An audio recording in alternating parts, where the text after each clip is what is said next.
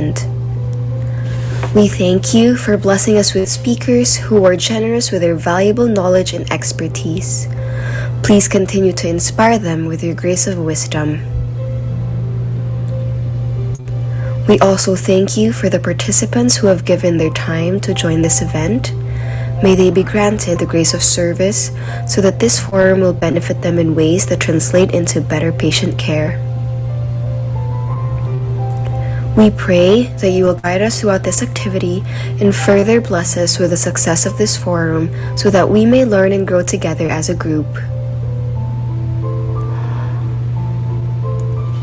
It is our fervent hope that this event will serve as an instrument to glorify your name, as in all things we give glory to you, our God, for all that we achieve.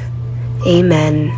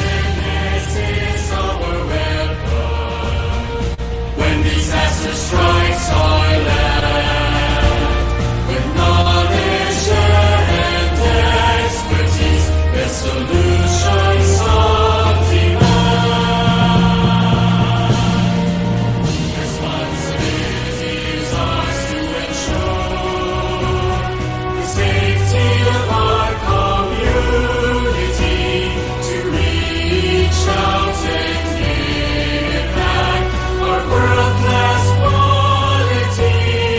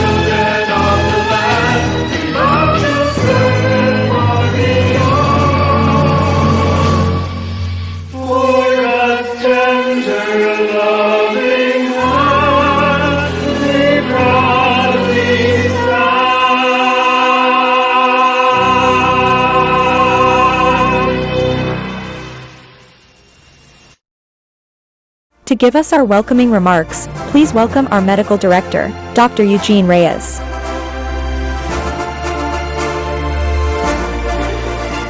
Good afternoon.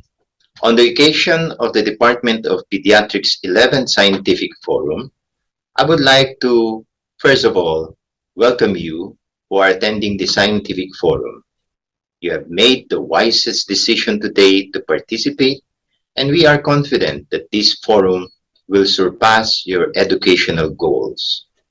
Take this opportunity to learn from leading experts in the field of pediatrics on a wide range of topics that affect children.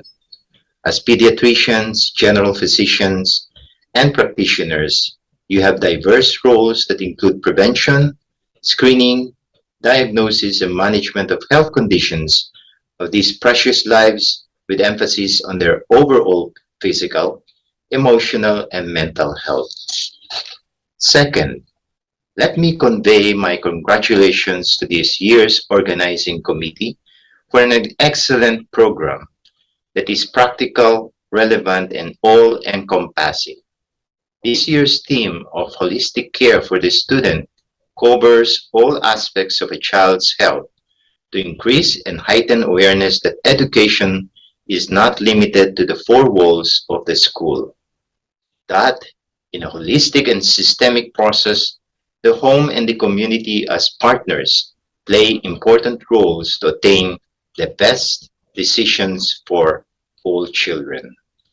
Thank you, Dr. Jocelyn Yambao Franco, Chairperson of the Department of Pediatrics, Dr. Luchi Morales, the overall Chair of the 11th Scientific Forum, for your unwavering commitment to your continuing medical education program. Of course, the success of this year's forum would not be possible without the help and support of all consultant staff and residents of the department. Finally, I would like to thank our distinguished faculty of experts for sharing their most valuable time and expertise. I am confident that with everyone's active participation, each one will take home a wealth of knowledge, fresh perspectives, and skills needed to address the full spectrum of conditions affecting our children. Mabuhay ang Department of Pediatrics of the Manila Doctors Hospital. Welcome. Thank you, Dr. Reyes. It is our great pleasure to give the virtual floor to our dear Department Chair, Dr. Jocelyn Yambao Franco, to give us the opening remarks for this forum. Good day, everyone. It is with great pleasure that I welcome you all to this year's 11th Scientific Forum of the Department of Pediatrics, Manila Doctors Hospital. This, in fact, will also be our second forum to be held in virtual format. The Department of Pediatrics has always focused on school health in all its scientific forum. With this year's theme, Holistic Care for the Student, it is highlighted that education is not limited to the four walls of the school. Various discussions aim to heighten awareness about comprehensive processes that extend the learning at home and require support from the community. The scientific committee has prepared a set of impressive topics to be delivered by highly respected and reputable experts in their respective fields. I would like to take this opportunity to express my sincerest gratitude to the organizing committee, headed by our alumni, Dr. Luchi Morales. She has worked tirelessly to develop a comprehensive program. I would like to thank also our Lord Almighty, the Manila Doctors Hospital administration, the department's consultants and resident staff, our alumni, our speakers, our moderators, our pharmaceutical and non-pharmaceutical partners for their unwavering support for this endeavor. We hope that you will find our sessions relevant and informative to help you guide your patients, students, and children. Again, I am happy to welcome you all to our event as we look forward to engaging discussions and dynamic sharing of insight for the next 3 days. Thank you and good day to all. Thank you, Dr. Yambao Franco. To give us an overview of the 11th Scientific Forum's overview of the program, we have our overall head, Dr. Luchi Morales. Good day, everyone. I am Dr. Luchi D. Morales, the Program Director of the 11th Scientific Forum of the Manila Doctors Hospital, Department of Pediatrics, entitled PrEP School. PrEP stands for Partnership, Resources, Environment, and Parenting. This forum aims to increase and heighten our awareness that education is not limited to the four walls of the school. Rather, it is a holistic and systematic process that extends to learning at home and requires support from the community. The scientific committee, whose members are highly respected and well recognized in the academe, has diligently put together a very impressive and impeccable set of topics which you will certainly feast on. They have carefully handpicked powerhouse, credible speakers who will share their knowledge and expertise on topics that are seldomly explored but deemed relevant to the health of our children, while staying true to our advocacy in school health, the general theme of all our fora. Let me walk you through our 3-day event. Day 1 is for partnerships and resources. We will start off with our keynote speaker from the Department of Education to discuss its programs aimed at preventive health care, nutrition, and overall well-being of children. This will be followed by lectures on dental fads, reading, and cognitive problems, the Reach Out and Read program, and a panel discussion about LGBTQIA+ youth. Now, day 2 is for environment. Our experts will talk about school preparedness in disaster and exposure of children to common and sometimes unrecognized toxic substances in school. We will also have 2 sets of panel discussions about safe return to school from pandemic, obesity, and importance of physical activities. And finally, on day 3 is for parenting. We hope to equip our attendees with strategies to help children regulate and respond adaptively, detoxifying children from gadgets and in sexting. Our last session will be an absolutely interesting live panel discussion about how to identify, help, and empower victims of child abuse. You may type your questions in the comment sections below this video, and this will be answered by our speakers during their live open forum. A post-webinar test and a feedback form will be posted after the last session of the last day. Kindly accomplish them, as these are required for you to get a digital copy of your certificate of attendance. We hope that this forum will be beneficial to all of us as physicians, parents, and partners in advocating holistic health care for the Filipino child. Thank you and enjoy our sessions. Thank you, Dr. Morales. For this session, please welcome our moderator, Dr. Dolores Bonzon. Good afternoon. I am Dr. Dolores Bonzon. I am a pediatric nephrologist from the Department of Pediatrics of Manila Doctors Hospital. On behalf of the organizers, I would like to extend my warmest welcome to each and every one of you to our 3-day scientific forum. I am honored to be one of your moderators for today's activities. To start off, I would like to introduce our esteemed speaker, Dr. Dexter Galban. Dr. Galban has achieved remarkable accomplishments in the healthcare field. He is a graduate of the Ateneo de Manila University School of Medicine and Public Health. He also holds a master's degree in business administration.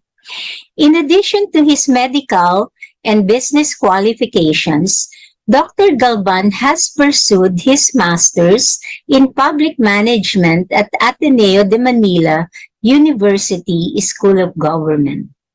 Currently, Dr. Galban serves as a professional coach and resident mentor at Socio, utilizing his extensive knowledge and expertise to guide and inspire fellow healthcare professionals. He is a medical director at Hello Doctor, Hello Health Group, and the chief executive officer and founder of Alaga Health Group. At present, Dr. Dexter Galban is the Assistant Secretary for Youth Affairs and Special Concerns of the Department of Education. His dedication and contributions to the field have been recognized through numerous awards, including the prestigious Best Digital Health CEO in the APAC CEO Awards, the Sustainable Leadership Award from the Philippine Society of Sustainability Practitioners, Outstanding Leadership in Healthcare of Top 10 100 Global Health Leaders, Health 2.0 in United Arab Emirates, Man of the Year, Outstanding Public Servant and Luminaire Awards 2021, and Solidarity and Leadership Award from the United Nations Development Program and Youth Force Asia Pacific. Wow, we have such a multi-awarded speaker in our midst. Without further ado, let us all extend a warm virtual welcome to our keynote speaker, Dr. Dexter Galban.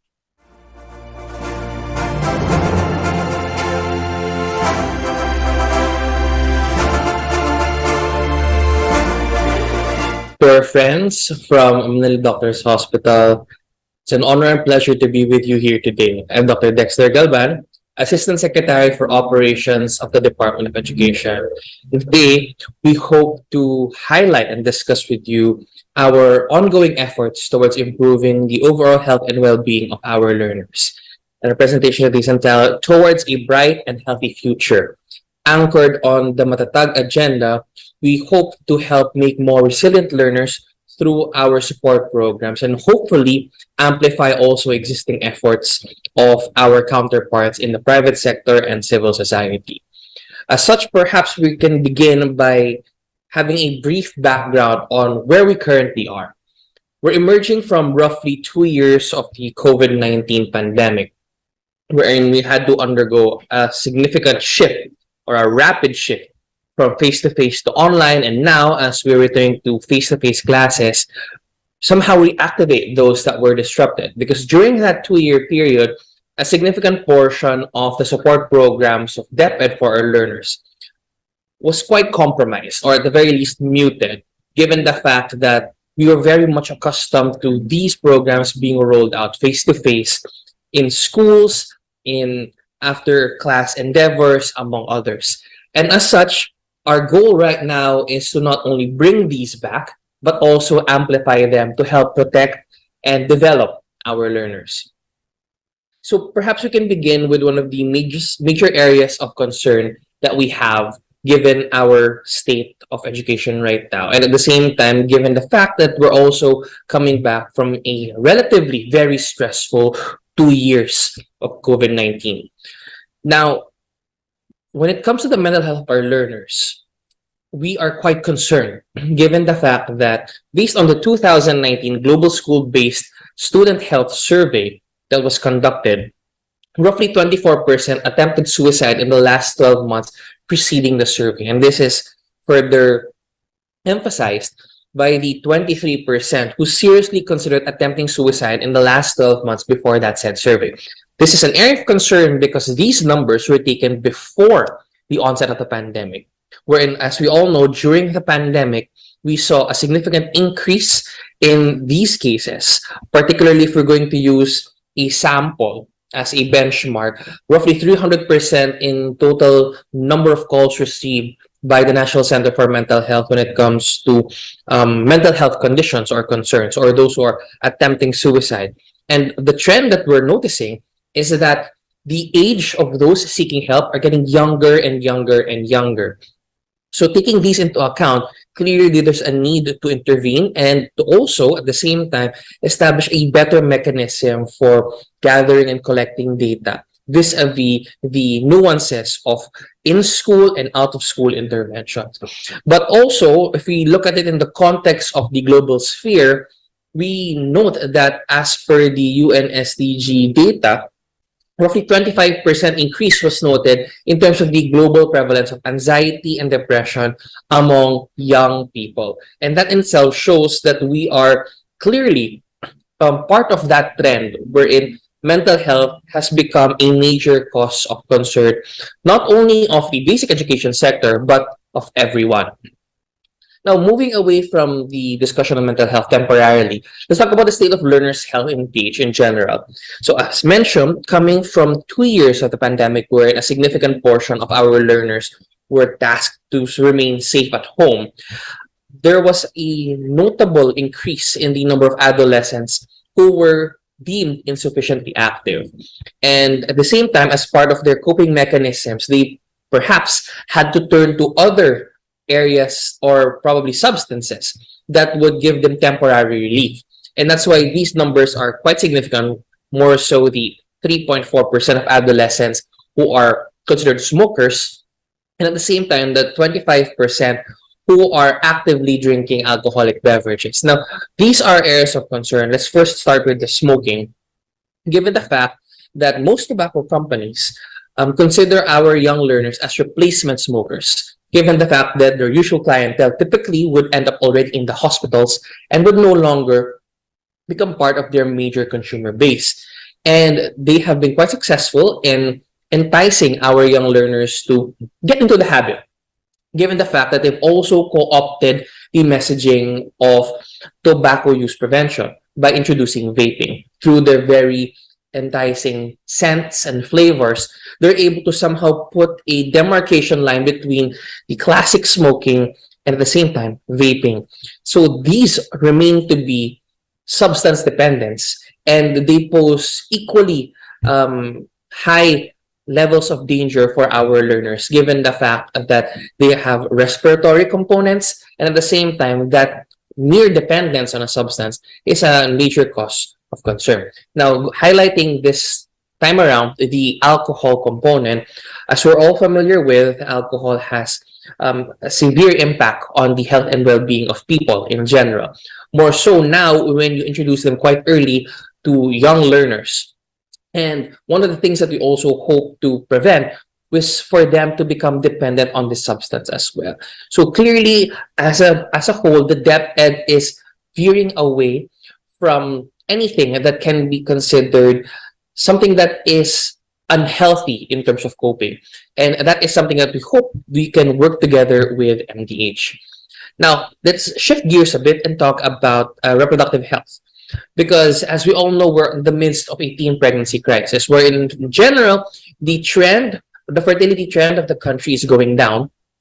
But if we're going to look into the subsection, the adolescent demographic is actually increasing.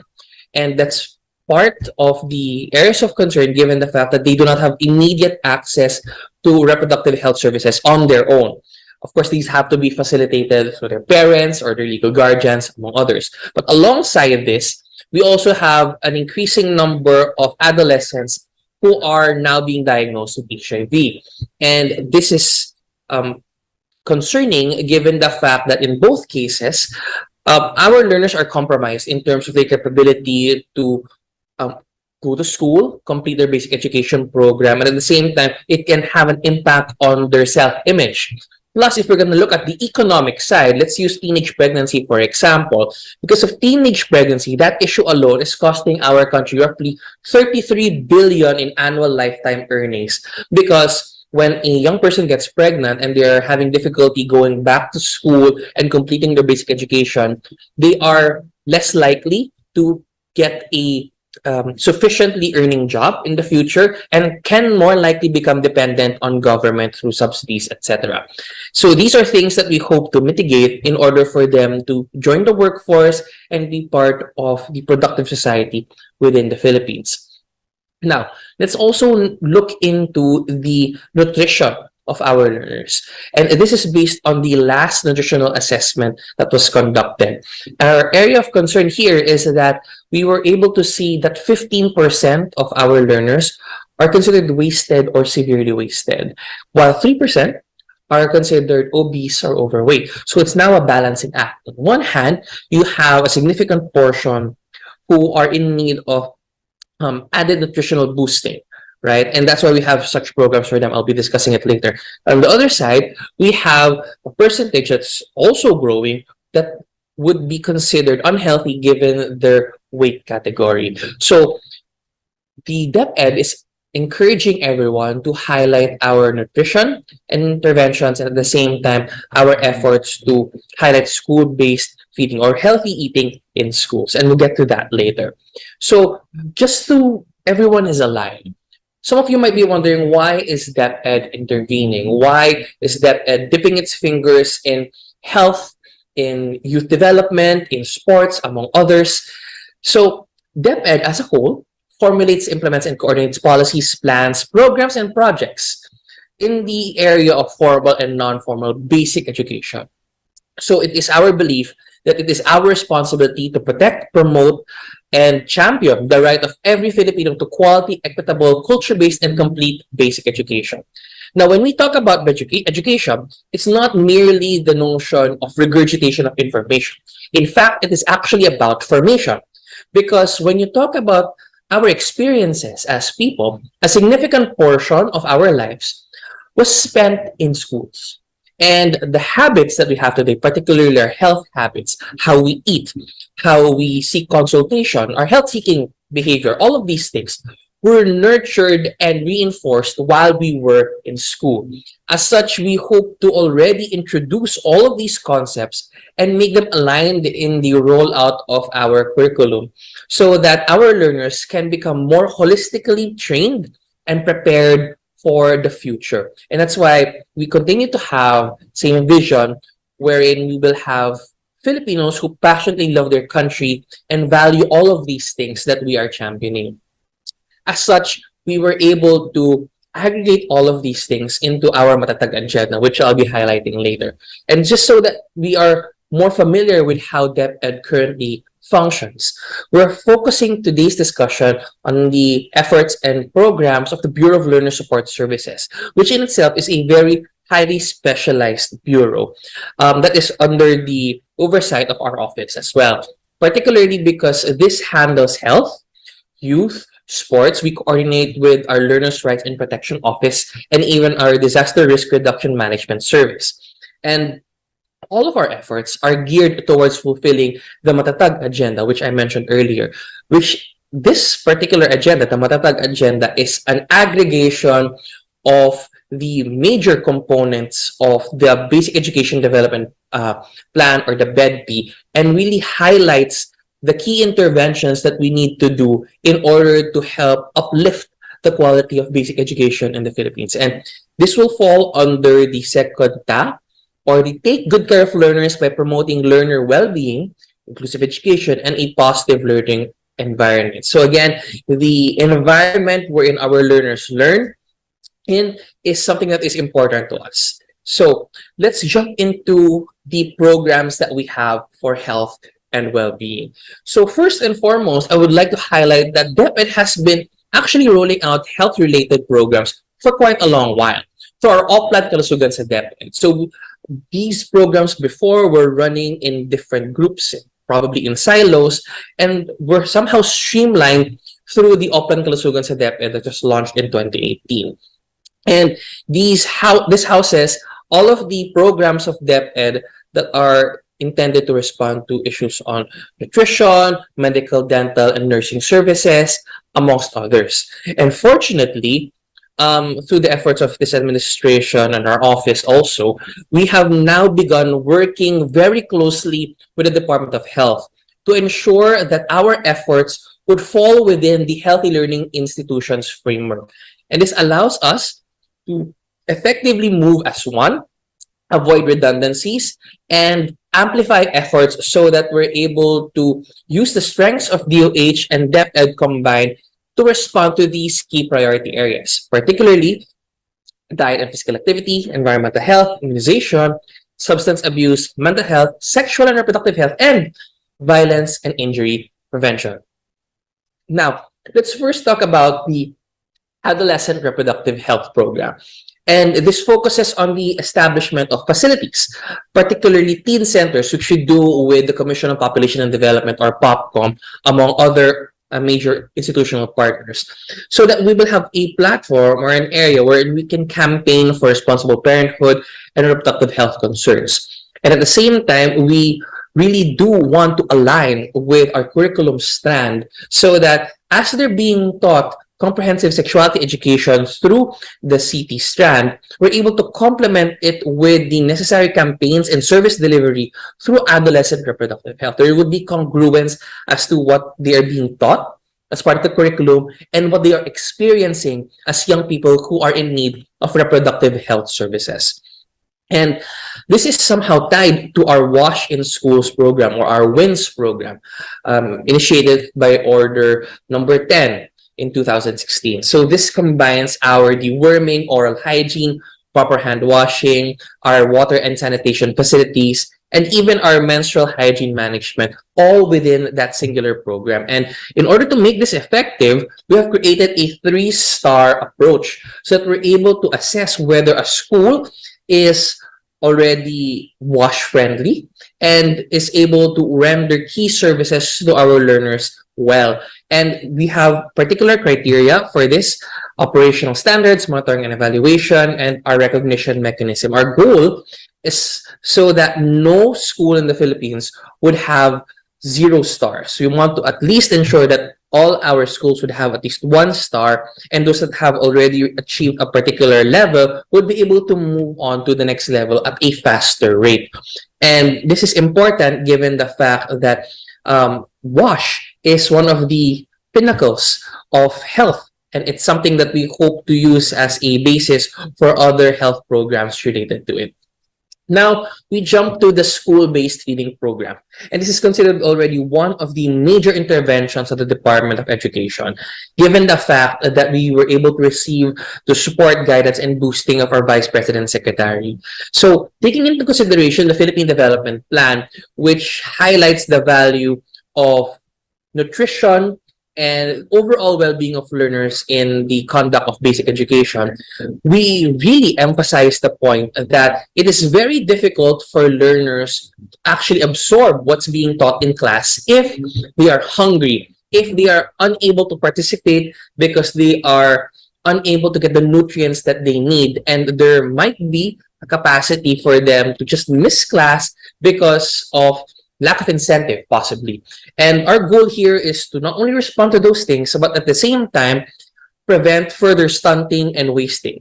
While we are also co-championing the first 1,000 days with DSWD, we are very much focused on the next 7,000 days, basically the bulk of their stay within the basic education program, because it is during this time that they learn their eating habits, they know what can be eaten well, they know what options they have, apart from those that are being heavily pushed by those that are selling unhealthy snacks and food items.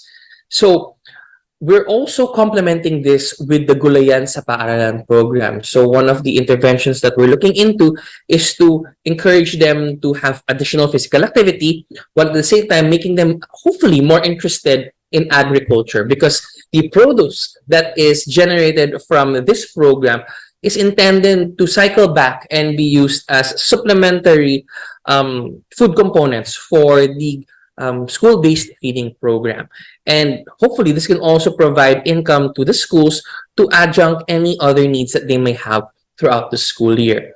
Now, we're also emphasizing the need to have healthy food choices. And this applies not only to our schools, but also to DepEd offices, particularly ensuring that there is always readily available, healthy, nutritious, and affordable menu choices that is at par with good food standards or safe food standards.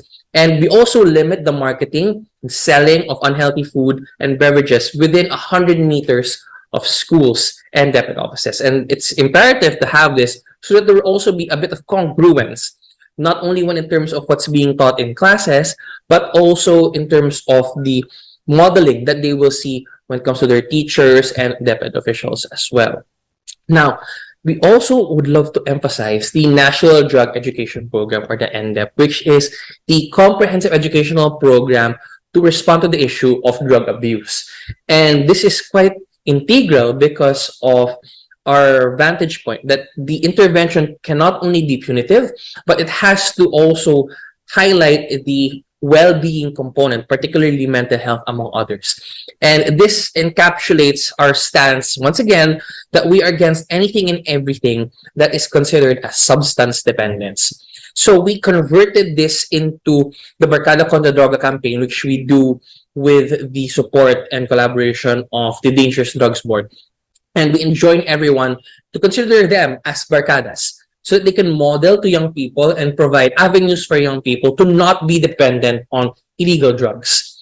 And as such, this is also the reason why we're hoping to amplify this program more into Barkada Contra Droga Plus, so that we can introduce them to healthy coping mechanisms that have nothing to do with substance dependence.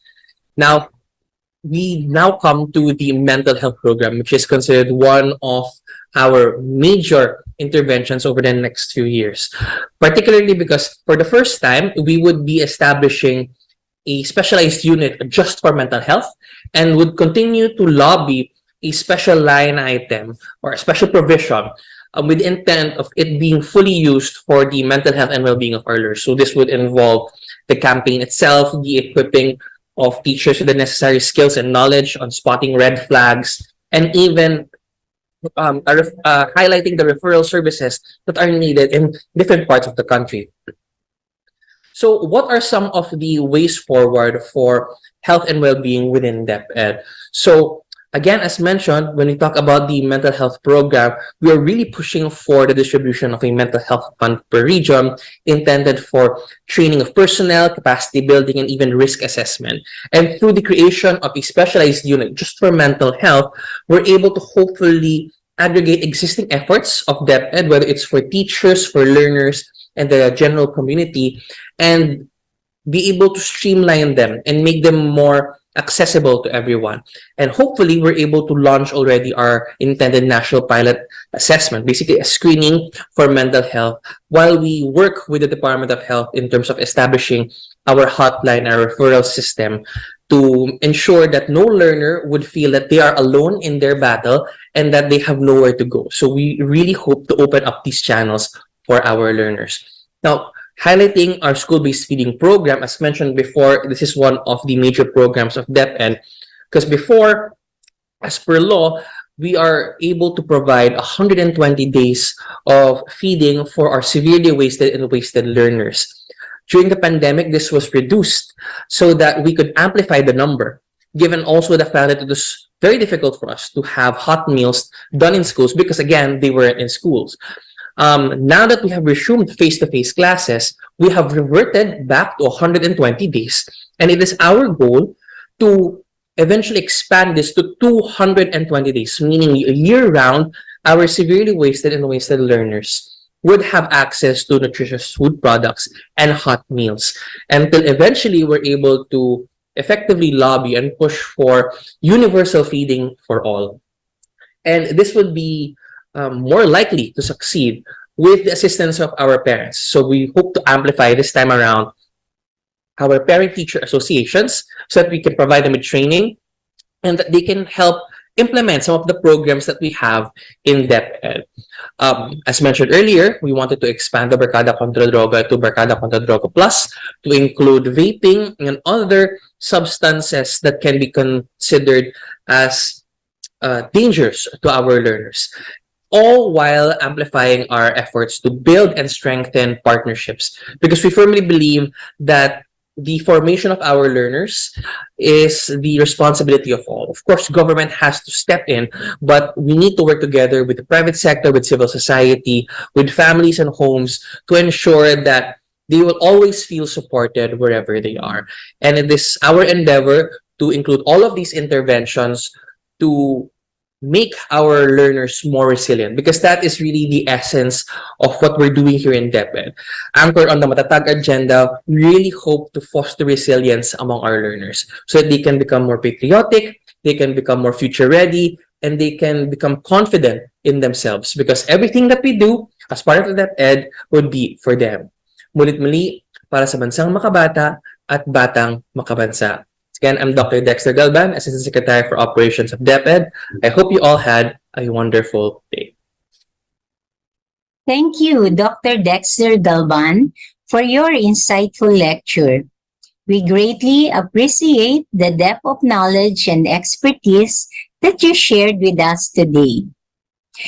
Let us now proceed to our next speaker. It is with great pleasure that I introduce to you Dr. Kimberly Ong Salonga. Dr. Ong Salonga obtained her Doctor of Dental Medicine degree from the College of Dentistry, University of the Philippines, Manila. She achieved the remarkable feat of placing second in the Philippine Dental Licensure Examination in November of 2011.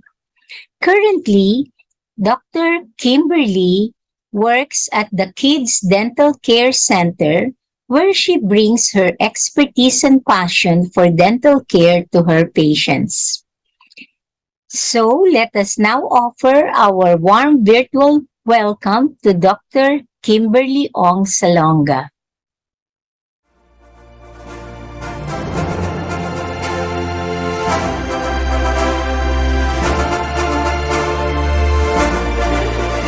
Hi, I'm Dr. Kimberly Salonga. I'm a dentist practicing mainly pediatric dentistry and orthodontics. So today I'll be discussing on how can we work together on debunking some of the most common dental fads in the market. So some people go to extreme lengths to enhance their smile and appearance, like giving into these dental fads that we see online or on TikTok or Instagram, that seem very natural and cost very little. However, while these fads may provide temporary results, they are not based on science and real facts and can actually damage your oral health in the long term. So here are some of the common dental fads to avoid to protect your teeth. So these are just some that have been gaining popularity these days, especially in social media. There is the charcoal toothpaste and the charcoal toothbrushes. You have the do-it-yourself whitening kits that is LED activated. There's the Snap-on Smile or the Snap-on veneers and the natural toothpaste. So first, let's discuss fluoride-free toothpaste. So these products claim to be natural, organic, or herbal, and they are even better alternative because they don't contain harmful chemicals such as SLS, parabens, fluoride, etc. They're usually made of tea tree oil, aloe vera, mint, xylitol, eucalyptus, which claims to reduce bacteria in the mouth. However, reduced bacteria doesn't necessarily mean that they are effective in cavity prevention. So these products are also developed mainly to address the common fear that fluoride is actually toxic to our body. So let's discuss first what fluoride really is. So fluoride, according to the US National Institutes of Health, is a naturally occurring mineral. It is the ionic form of the element fluorine. So sources of fluoride include food such as shellfish or tea, coffee, and oats. Another source is the water systems of most first world countries. So sadly, in our here in the Philippines, our water system is not yet fluoridated except for the Cavite water lines, which naman has excessive fluoride in it. So it is very common for Caviteños to have teeth fluorosis or dental fluorosis. So fluoride is also found in dietary supplements and of course in dental products including toothpaste and mouth rinses. So the main action of fluoride is to inhibit or reverse the initiation and progression of dental caries or tooth decay. And it also helps stimulates new bone formation. So here, it is sure for a fact that fluoride prevents dental decay and has a positive role in bone formation. So to support this, according to the Philippine Pediatric Dental Society Incorporated, they highly support various topical fluoride applications in the form of toothpaste, mouth rinses, and varnishes, especially with the lack of water fluoridation in the Philippines.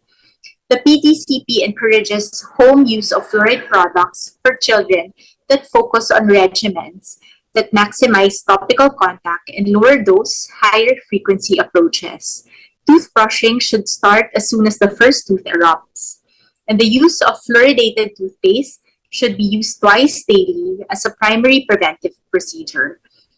Toothbrushing lasting at night before bedtime is also recommended. So according to PPDSI, there is confirmation from evidence-based reviews that fluoride use for prevention and control of caries is both safe and highly effective in reducing dental caries prevalence. They also release a guideline for the proper use of fluoride. So for children 6 months to 2 years old, the recommended amount of fluoride toothpaste is smear size. For 2 to 6 years old, it's pea size. And for 6 and above, it's ribbon size. Fluoride varnish can also be applied professionally every 3 months for children 6 months to 6 years old and every 3 to 6 months for 6 years old and above. So to conclude, fluoride toothpaste using the recommended dose is beneficial to our oral health. In fact, the primary use of toothpaste is to deliver fluoride to our teeth apart from the abrasives that removes plaque. So let's stop using fluoride-free toothpaste unless recommended by your dentist. So the next fad that we will be discussing is charcoal toothbrush and charcoal toothpaste.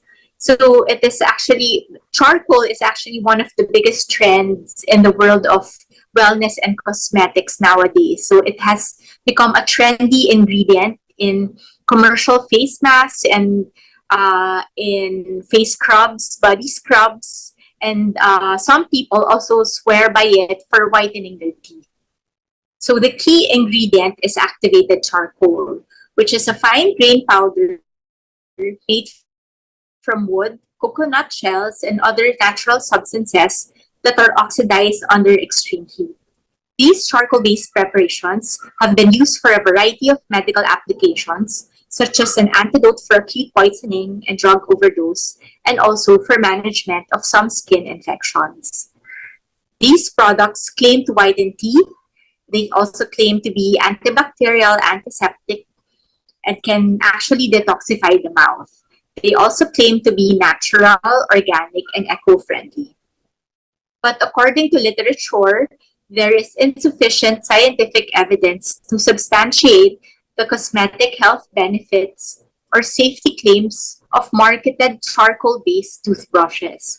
Controlled clinical trials and laboratory investigations of these charcoal-based dentifrices are needed to determine product efficacy and safety.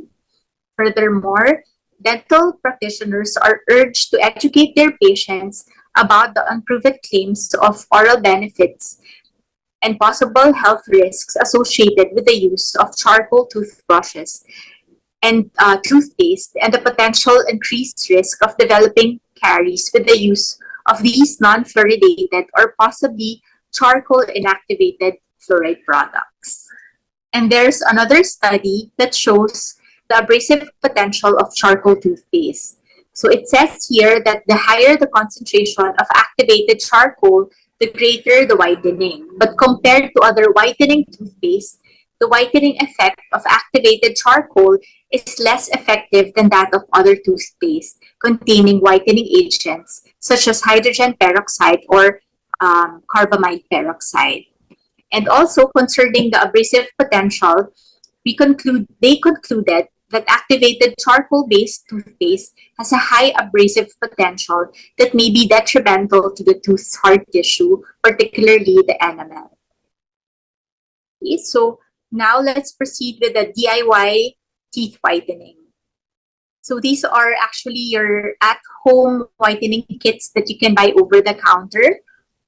Okay, so our teeth can get discolored over time due to poor oral hygiene, smoking, and excessive consumption of highly colored food or drinks like coffee or tea. But fortunately, you can restore your bright smile again with teeth whitening. But always remember that regular brushing, flossing, and teeth cleaning or oral prophylaxis done by your dental health professional can keep your teeth strong and healthy. But if you notice some discoloration in your teeth and this concern affects your confidence, having your teeth whitened may be your best option. So while we always recommend undergoing a professional teeth whitening at the dental office, you may also wonder if these do-it-yourself whitening kits works as well. And teeth whitening kits have become increasingly popular because they can offer a more convenient way to whiten the teeth. They can be used even without the help of a dental professional. However, they don't always guarantee best results. So to answer this, can DIY whitening kits achieve this drastic change in teeth whitening? The answer is no. So this is achieved using professional teeth whitening done in the dentist office. So DIY whitening kits comprises a collection of trays and tubes filled with whitening gels or syringes. They come in various types such as whitening kits with moldable trays, pre-filled trays, and trays with LED lights. Whitening gels contains carbamide peroxide and hydrogen peroxide, while the trays facilitate the bleaching process by holding the whitening gels in constant contact with your teeth. So these whitening kits come in two types. So the first one has the moldable trays that are heated up to mold onto your teeth. They use hydrogen peroxide as the whitening agent that triggers the bleaching action once it makes contact with your teeth. You can take the plastic trays off and on and fill them with a whitening gel as needed. So it is usually recommended to use it for 4 to 14 days every day for I think twice a day. So the other type is just simply the first one, but with an LED activator. So that's the one that lights up. So they have become very popular because of their aesthetic appeal. So the LED light is attached to the tray and claims to activate the whitening gel to begin the whitening process. The LED light also claims to enhance the effect of hydrogen peroxide, which helps produce better initial results compared to just the pre-filled and moldable trays. So the question is, does LED light really enhances the whitening effect?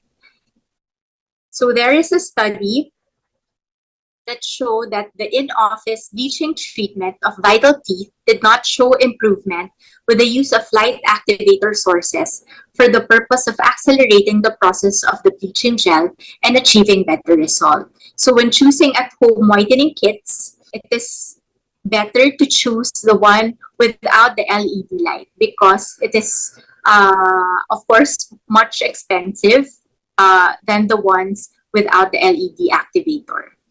So overall, these at-home teeth whitening kits can show some results, but they have their limitations, of course. Usually, they can only remove extrinsic stains and can only lighten teeth by 1 to 2 shades. Professional whitening is preferred because it can achieve 4 to 6 shades lighter, still depending on the teeth. And it is more effective because it uses whitening solutions that contain hydrogen peroxide concentrations of up to 40%. While most store-bought whitening products and kits only have a little bit over 10% whitening solution concentration.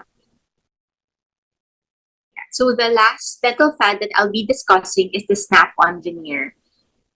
Snap-on veneers, alternatively called no-dentist veneers or clip-on veneers, are a type of cosmetic device that snap onto your natural teeth to hide stains, discolored teeth, chips, and other common dental problems. Unlike dentures, crowns, and other restorative materials, they require sturdy teeth to fit over.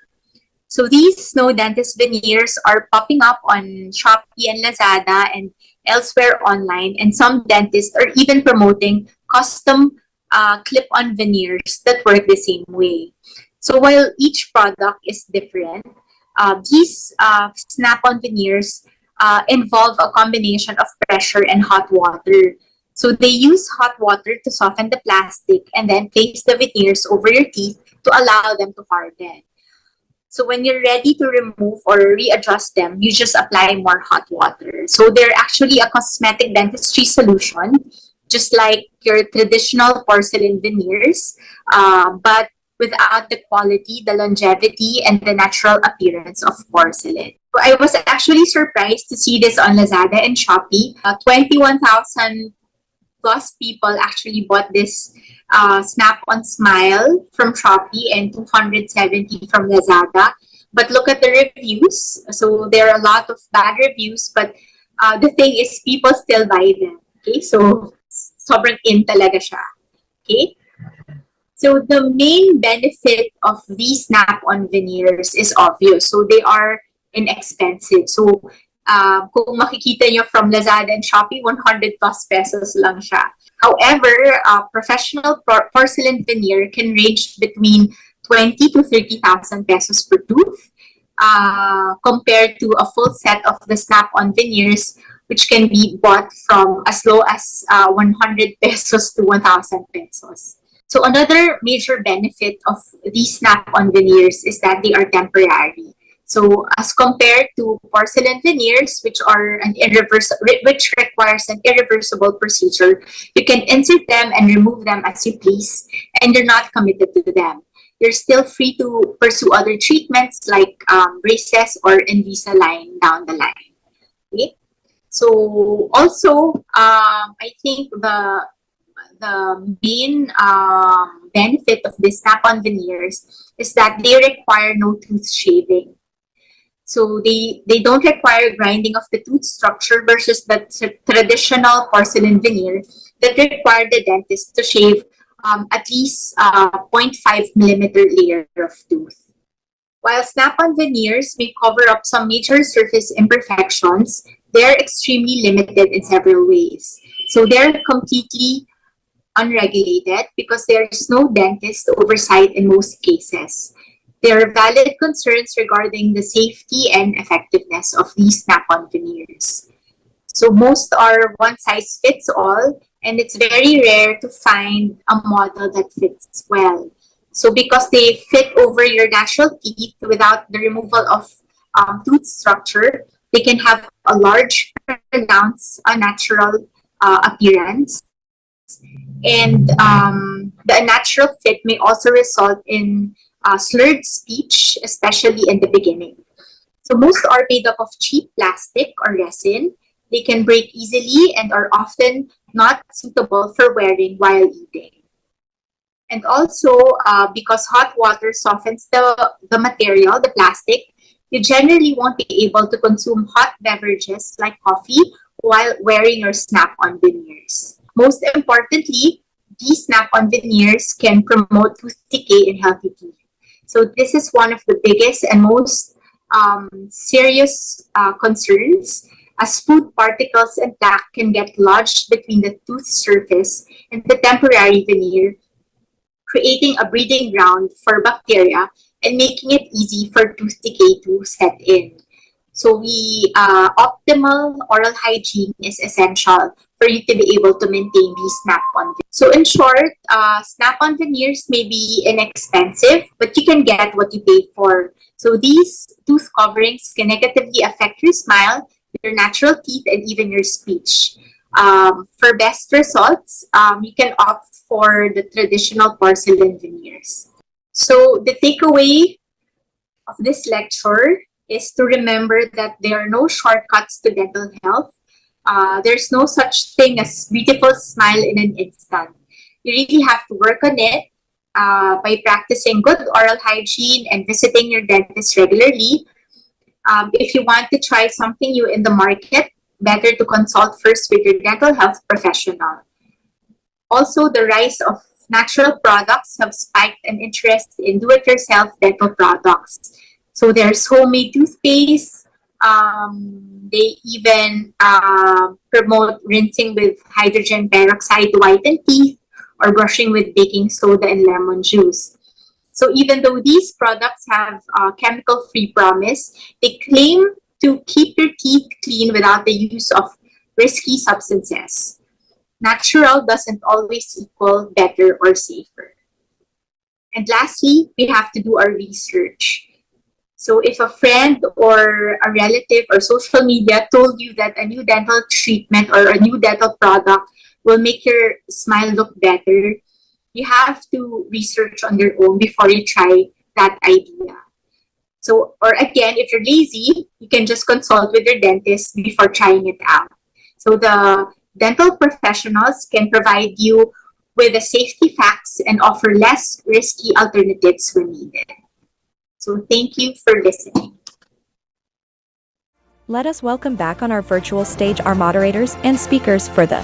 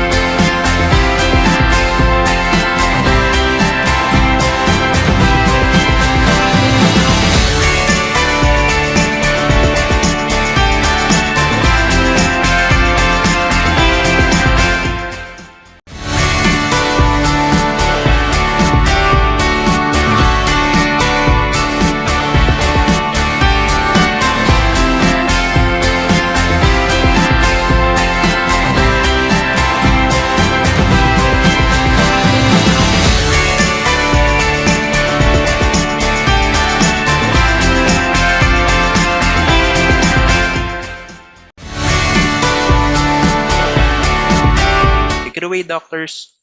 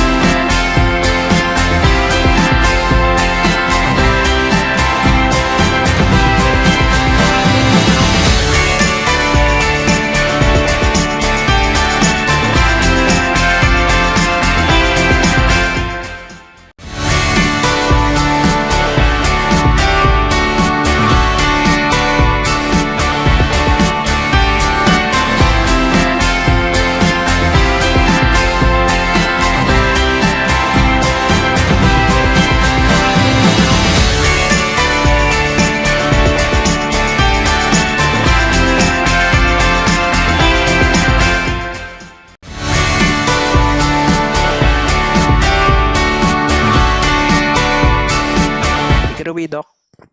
Thank you, Dr. Galban, and thank you, Dr. Salonga, for our lecture po. So for our Q&A, we have several questions already coming from Doc Witty.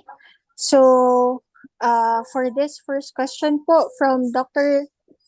Catherine May Di Makili. Hi, Dr. Ong Salonga. What is your comment on AP24 whitening toothpaste or optic wire or Sensodyne whitening? Hello, hi. So for that, well, a lot of brands are out in the market right now in terms of whitening toothpaste. So actually, as I've mentioned, these whitening toothpaste are substandard compared to the professional whitening procedure that you can get in the dental office. So they can be effective, but not as much or not as sure as the ones that you get in the dental office. Thank you. We also have another question po. At what age should we floss a child? This is from Dr. Andrea Valle. Yes, so that's a good question. No? So actually, there's no age recommendation, but we recommend flossing as soon as two teeth touch together. So this kasi it's very normal for children to have spaces in between their teeth. That's part of the normal development. But usually at the age of 1.5 to 2 years old, as soon as their primary molar starts to erupt, sometimes the spaces in between their teeth closes. So that's the time that you have to start flossing the child's teeth. Thank you, Dr. So we also have another question po from Dr. Zenaida Soriano Reyes. What is your recommendation amongst the toothpaste sold in groceries? Again, so it's just the brand. The important thing to look into is the amount of fluoride toothpaste. So as I've mentioned, the amount for 6 and below, the minimum requirement for fluoride in a toothpaste should be at least 1,000 parts per million or 1,000 ppm. For 7 and above, they can use the adult toothpaste already, which contains 1,450 parts per million of fluoride. We have another question here from Ms. Maylene Benigno. Is fluoride tooth mousse advisable for kids as young as 4 years old? Sorry, what's that again? The fluoride tooth mousse? Yes, ma'am. Fluoride tooth mousse advisable for kids as young as 4 years old. Yes. Tooth mousse kasi is a brand, no? So tooth mousse comes with the regular tooth mousse doesn't contain fluoride. So but there's a variant which is called tooth mousse plus. Yun yung may fluoride. So for 4 years old, actually, for children as young as 2 years old, or 1 or even 1 year old, we recommend using tooth mousse, regular tooth mousse already, because this type of paste contains phosphate and calcium, which actually replenishes the minerals in the children's teeth. However, this must be prescribed by a dentist. So hindi siya pwede over the counter lang. And this doesn't replaces the regular toothpaste.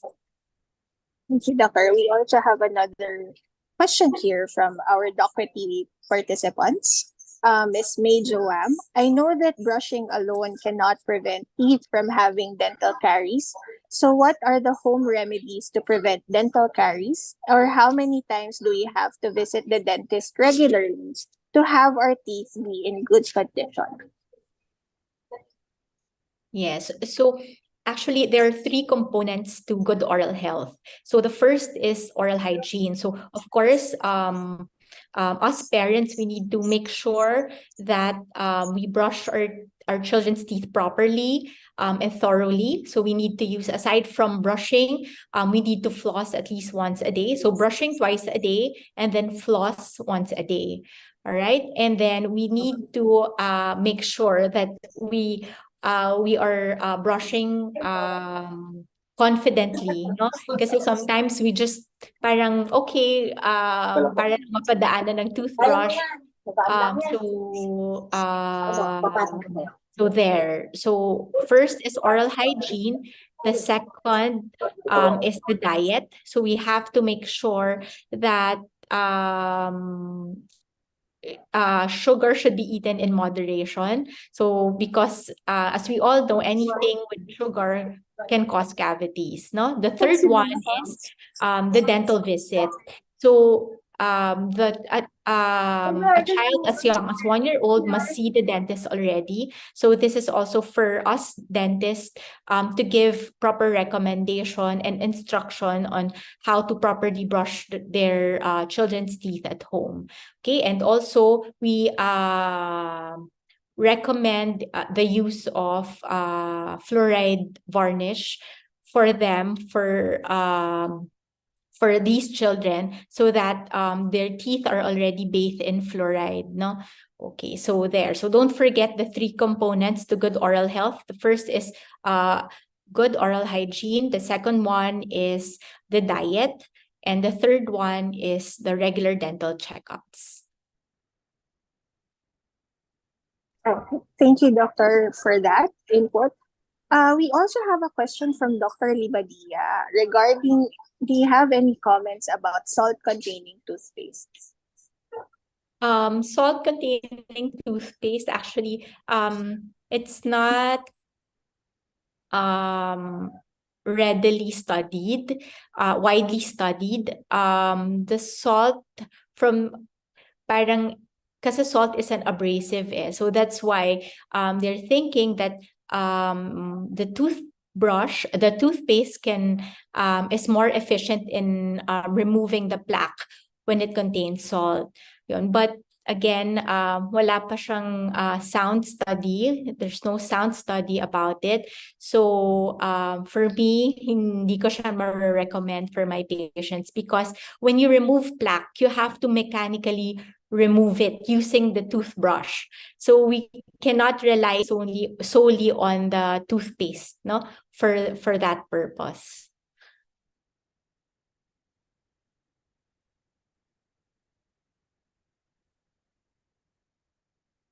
Sorry. Yeah, we also have a question regarding, is Invalicine better than regular braces? Invisalign. Okay. So Invisalign is a type of clear aligners, no? So clear aligners is out in the market. Us dentists, we undergo different training for us to be a provider of these clear aligners. Again, Invisalign is just a brand. So there's a lot of other brands under the category of clear aligners. So there's meron din may indication and contraindications of Invisalign. So one of the indication is, for example, the patient is very concerned with the aesthetics of the regular braces. Of course, the metal braces will be parang not as good looking as the clear aligners. So the number one benefit will be the aesthetics of the clear aligners and also the oral hygiene. So you can perform the regular oral hygiene. You just need to remove the clear aligners and then perform the routine oral hygiene that you are doing at home, versus with the metal braces that you have to do additional oral hygiene procedures for you to be able to maintain your oral health. So, and then for the contraindication naman, of course, or for the disadvantages, one of them is the cost. So it's very costly. It can cost up to 3 times or 4 times the cost of the regular metal braces. So you have to, it's not better, so it has its own indication. So you have to talk to your dentist for so that they can the dentist can give you a proper recommendation. Okay. We have a lot of questions actually, Doctor, coming from our documentary page. So we also have another one saying that how can we minimize or control the yellowish discoloration sa teeth po ng kids? Is it normal po ba? This Yes. is coming from our nursing colleagues po. All right. So discoloration can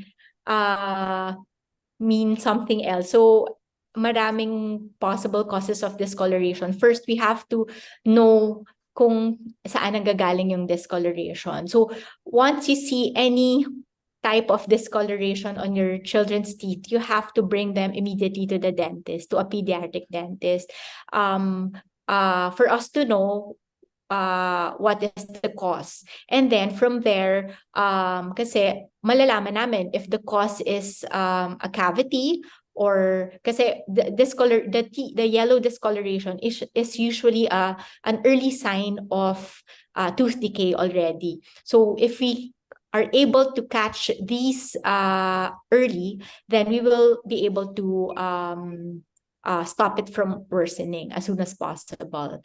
Okay, so once you see the discoloration, bring the child to the dentist. Okay, thank you very much for that, Dr. Salonga. I think we have no more time for our question and answer.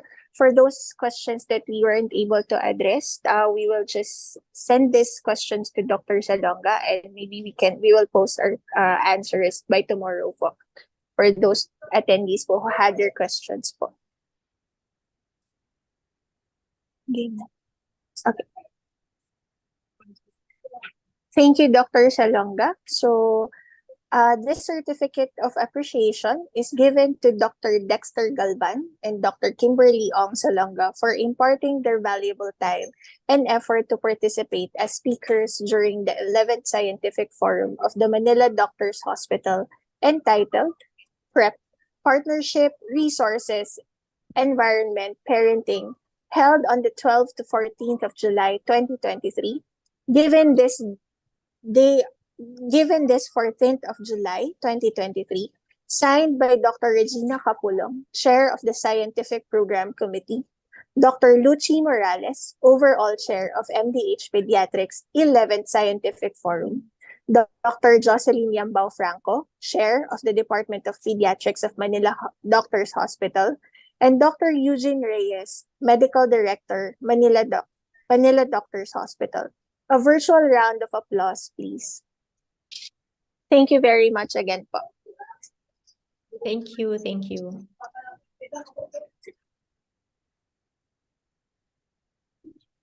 And thank you, Dr.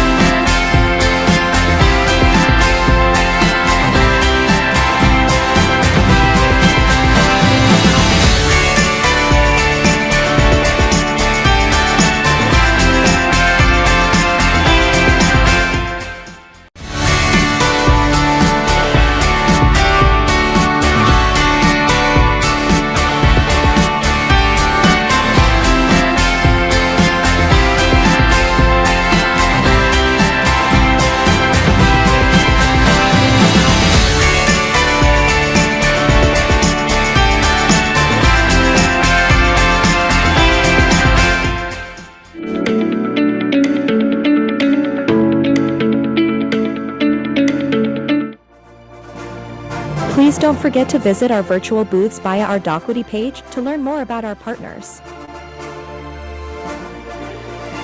For this session, our lecture is brought to you by Pediatrica. Hi, I'm Dr. Maria Beatriz Peralta Hepte, a pediatric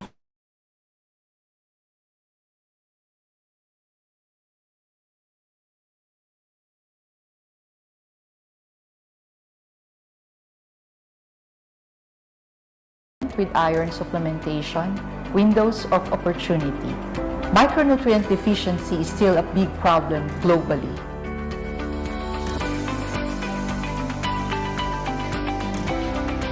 This is data taken from 22 countries from 2003 to 2019.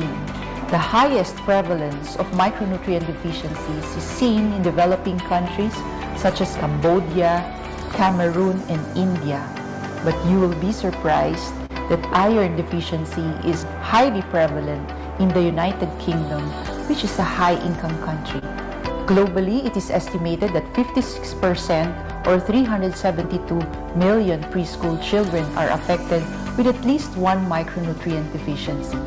Considering regional population, 3/4 of these children are from South Asia, East Asia, the Pacific, and Sub-Saharan Africa. Over 50% of women in the reproductive age group are also affected by micronutrient deficiencies. There are 29 essential micronutrients, and yet only 19 are studied. The global prevalence was done 30 years ago. It is challenging because micronutrient deficiencies do not have clear specific symptoms. Biomarkers are not part of population-based studies, and there are no standardized methods to determine coexistence of micronutrient deficiencies. As a consequence, it becomes a major cause of morbidity and mortality because it can affect a person's susceptibility to infection, it can reduce growth and development, it can cause cognitive impairment, and decrease productivity. This is the global prevalence of anemia, data from the 1990s to 2019. And you will see that about 1/3 of the world's population is affected. And despite improvements in public health programs and advancement in medicine, around more than 50% of the cause of anemia is due to iron deficiency. This is data from the latest National Nutrition Survey in the Philippines. Although the prevalence of anemia has gone down from 2003 to 2018, you'll see that the highest prevalence of anemia is seen among children 6 months old to less than 1 year of age. The prevalence of iron deficiency can be estimated from the prevalence of anemia. Based on this study, the prevalence of iron deficiency is 2.5 times the prevalence of anemia. Iron deficiency happens when there is insufficient body iron to maintain normal physiologic needs. Anemia is defined as a hemoglobin concentration that is 2 standard deviation or more below the mean of the normal population. If that is hard to remember, then rely on the WHO definition of anemia, which is a hemoglobin value of below 110 grams per liter. There are several stages of iron deficiency, from iron depletion to the most severe form, having anemia. And yet, the effect of iron deficiency can occur as early as the first part of iron deficiency. Iron is important because it is essential in energy metabolism, gene regulation, cell growth and differentiation, oxygen transport, enzyme reactions, protein synthesis, and immune function. Hence, iron deficiency is a multisystemic disorder rather than a purely hematologic condition associated with anemia only. Iron affects all stages of development from the prenatal period to adulthood. It affects growth and development, cognitive performance and behavior, immune status and morbidity from infections, physical capacity, and work performance. This is a very important slide because it shows that the brain grows by 175% in the first 12 months of life, a very critical period of optimal nutrition and stimulation. Current evidence suggests that the onset, the severity, the duration, and the presence of anemia with iron deficiency can affect cognitive and neurophysiologic outcomes in childhood. Iron deficiency can also affect immunity and susceptibility to infection because it can affect leukocyte function, maturation, and proliferation. It has also been implicated in febrile seizures. It has been shown that some children with febrile seizures have lower serum ferritin levels. Since iron is a cofactor in aerobic metabolism, it can affect exercise capacity. It has also been shown that children with iron deficiency are 10 times more likely to have stroke compared with the normal children without iron deficiency. It has also been associated in breath-holding spells and restless leg syndrome. Another manifestation of iron deficiency is pica, which is ingestion of non-food material. And these children respond quickly to iron treatment. Infants, toddlers, and adolescents are at risk for the development of iron deficiency. This may be due to inadequate iron intake, increased iron requirements, intestinal blood loss, or reduced iron absorption from the diet. Fortunately, we have the Kalusugan at Nutrition ng Magnanay Act of 2018 or RA 11148. This is an act scaling up the national and local health and nutrition programs through a strengthened integrated strategy for maternal, neonatal, child health and nutrition in the first 1,000 days of life.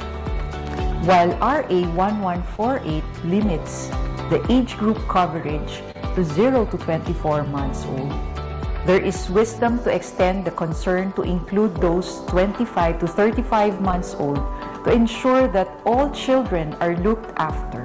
This is the Nurturing Care Framework and its components: good health, adequate nutrition, responsive caregiving, safety and security, and opportunities for early education.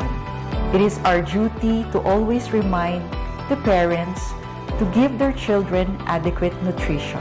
Highlighting the role of caregivers, our children should be given micronutrients, and this should include vitamin A, folic acid, iron, and zinc. How much iron do we need? Iron requirements are age-dependent. The reference nutrient intake, or RNI, is the amount of a nutrient that is enough to ensure that the needs of nearly all the population are being met. The RNIs for iron is shown in the table. The highest iron requirements occur at times of most rapid growth as seen in preterm and term infants. Female adolescents also require a significant amount of iron due to increased growth as well as for monthly blood loss as in menses. The Philippine Pediatric Society recommends iron supplementation in the first 1,000 days of life. It recommends giving iron supplementation for preterm infants and low birth weight infants starting 2 months of age up to 24 months of age, and for full-term infants starting 6 months to 24 months of age. This is the WHO recommended dosage schedules for iron supplementation to prevent iron deficiency anemia. For low birth weight infants, universal supplementation is recommended. Iron is given at 2 milligrams per kilogram body weight per day from 2 months of age up to 23 months of age. Then for children 6 to 23 months of age, especially when the prevalence of anemia is above 40%, iron is given at 2 milligrams per kilogram body weight per day from 6 months up to 23 months of age. Then for children 24 months to 59 months of age, iron is given at 2 milligrams per kilogram body weight up to a maximum dose of 30 milligrams for 3 months. This is the WHO recommendation for iron prevention. For school-age children where the prevalence of anemia is above 40%, iron should be given at 30 milligrams together with folic acid at 250 micrograms per day for 3 months. There are 3 essential elements in the successful treatment of iron deficiency in infants and children. These are appropriate dose and scheduling for iron therapy, dietary modifications, and follow-up assessment for response. For the dietary recommendations, infants should be exclusively breastfed for 4 to 6 months. Purely breastfed infants should be given iron supplementation starting 4 months of age for term infants and 2 weeks of age for preterm infants until iron-fortified complementary foods are started. Infant formula should be iron-fortified. Vitamin C or ascorbic acid should also be given to enhance iron absorption. Moreover, we should also limit cow's milk intake to 20 ounces per day or 600 ml. We should also follow the Pinggang Pinoy, the DOST FNRI recommendation. We should also take note of foods or food groups that enhance iron absorption, such as fruits and vegetables. And for adolescents, they should reduce intake of coffee, tea, and sodas because they prevent absorption of iron in the diet. In the evaluation of anemia, a good history is very important. For the past medical history, take note of other chronic childhood illnesses. Also take note of any history of bleeding. Is there intestinal parasitism? Don't forget the nutritional history. Does the diet contain foods rich in iron? A thorough physical examination is also important to rule out other causes of anemia, such as leukemias and other blood disorders. Take note if the child has enlarged lymph nodes, enlarged liver and spleen. Are there manifestations of bleeding such as petechiae and hematomas? For the laboratory evaluation, a CBC with examination of the peripheral smear as well as inclusion of your RBC indices may be enough. However, if the iron panel, which composed of your serum ferritin, your serum iron, your total iron binding capacity, and transferrin saturation are available, then you can request this as an adjunct in your initial laboratory requests. The CBC is important because it will give us an objective assessment whether or not our patient truly has anemia. And this can also serve as a baseline study for our monitoring and assessment with regards to their response to iron. The Monitor Therapeutic Trial of Iron is considered the gold standard in the diagnosis of iron deficiency anemia. How do we do this? After assessment, we get a baseline CBC, and then we instruct our patients to take elemental iron at a dose of 3 to 6 milligram per kilo per day. Then, we ask them to go back after a month. A significant response or confirmation of your iron deficiency as your diagnosis would mean an increase in your hemoglobin value by 1 to 2 grams per deciliter or 10 to 20 grams per liter, accompanied by clinical improvement. For the treatment of iron deficiency anemia, iron salts are considered the gold standard in iron preparation, specifically your ferrosulfate. It is considered the first line of treatment, and for optimal absorption, it should be given in the morning or in between meals. We should avoid milk and other dairy products 1 hour before and 2 hours after each dose. You can start at 3 milligrams per kilo per day. This should be continued for 3 months after the correction of anemia to replenish total iron body stores. As conclusion, iron serves many functions and is an essential micronutrient for growth and development. Iron deficiency is still prevalent worldwide, but is preventable and treatable. Iron deficiency has serious consequences and affects all aspects of an individual's health throughout their lifespan. Iron supplementation is an effective way of preventing iron deficiency. Early diagnosis and treatment of iron deficiency is necessary for optimal growth, psychomotor and cognitive development, and immunity.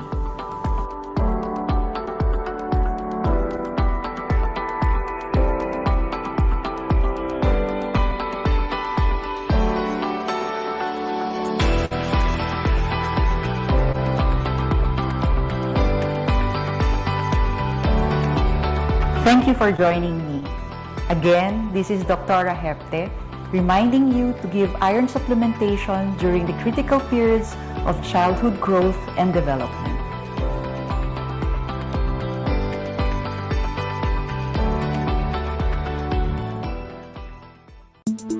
Saline Plus presents Usapang 100% Immunity.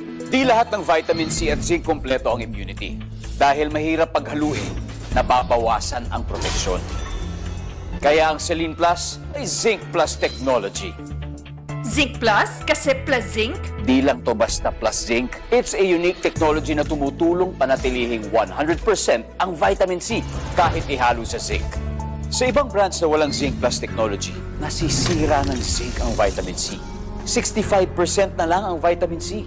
Ang immunity, kulang. Para sa mga bata, dapat 100%. Sa Saline Plus, 100% ang vitamin C and zinc, 100% din ang immunity. Kaya anumang banta ng sakit, kayang labanan. Give your kid the right vitamin C and zinc combination that's 100%. Saline Plus with Zinc Plus technology. Alagang Unilab yan.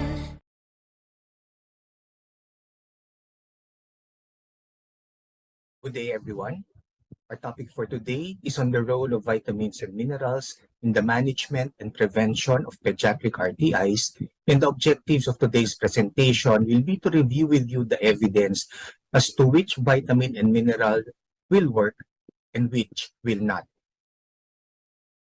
Let me just summarize Cochrane reviews looking at the roles of vitamins A, D, and E in the prevention and management of respiratory tract infections in children. It is unfortunate that most of the studies do not support the routine use of these three vitamins, whether for prevention or management of respiratory infection. For vitamin A, there are 10 studies looking at prevention, 8 of which showed no significant effect, and 1 even showed increased incidence. For management, in 6 trials, same results were seen, no significant reduction in mortality or duration of hospital stay. And again, in 1 study, it showed worsening of the disease. For vitamin D, 2 trials showed no significant difference. 1 trial increased the incidence, and for vitamin E, there are very few studies, and 1 of them was not effective as an adjunct in pediatric pneumonia. Let's now go to those that work. Let's start with zinc. We know that zinc is a good mineral which helps the immune system. It is an anti-inflammatory, it is an antioxidant, it has antiviral effects, and has been shown to inhibit cancer cell migration and can also regulate lipid metabolism. In this first study, they looked at levels of zinc in children who were diagnosed to have pneumonia. This was done in children 5 years and younger who were diagnosed to have pneumonia or bronchiolitis and compared them to control.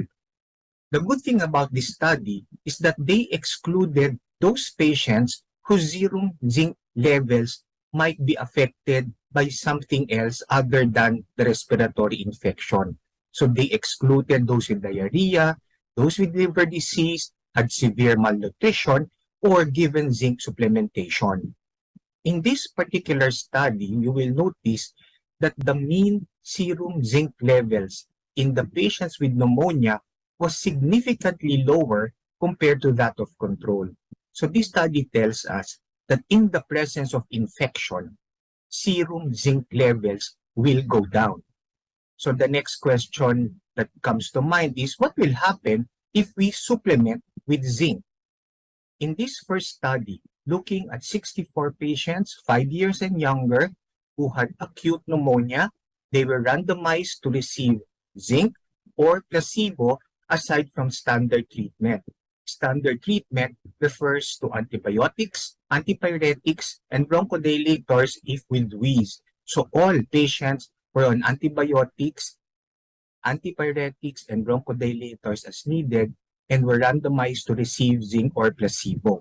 They looked at time to disappearance of the pneumonia, time to disappearance of symptoms, and length of hospital stay.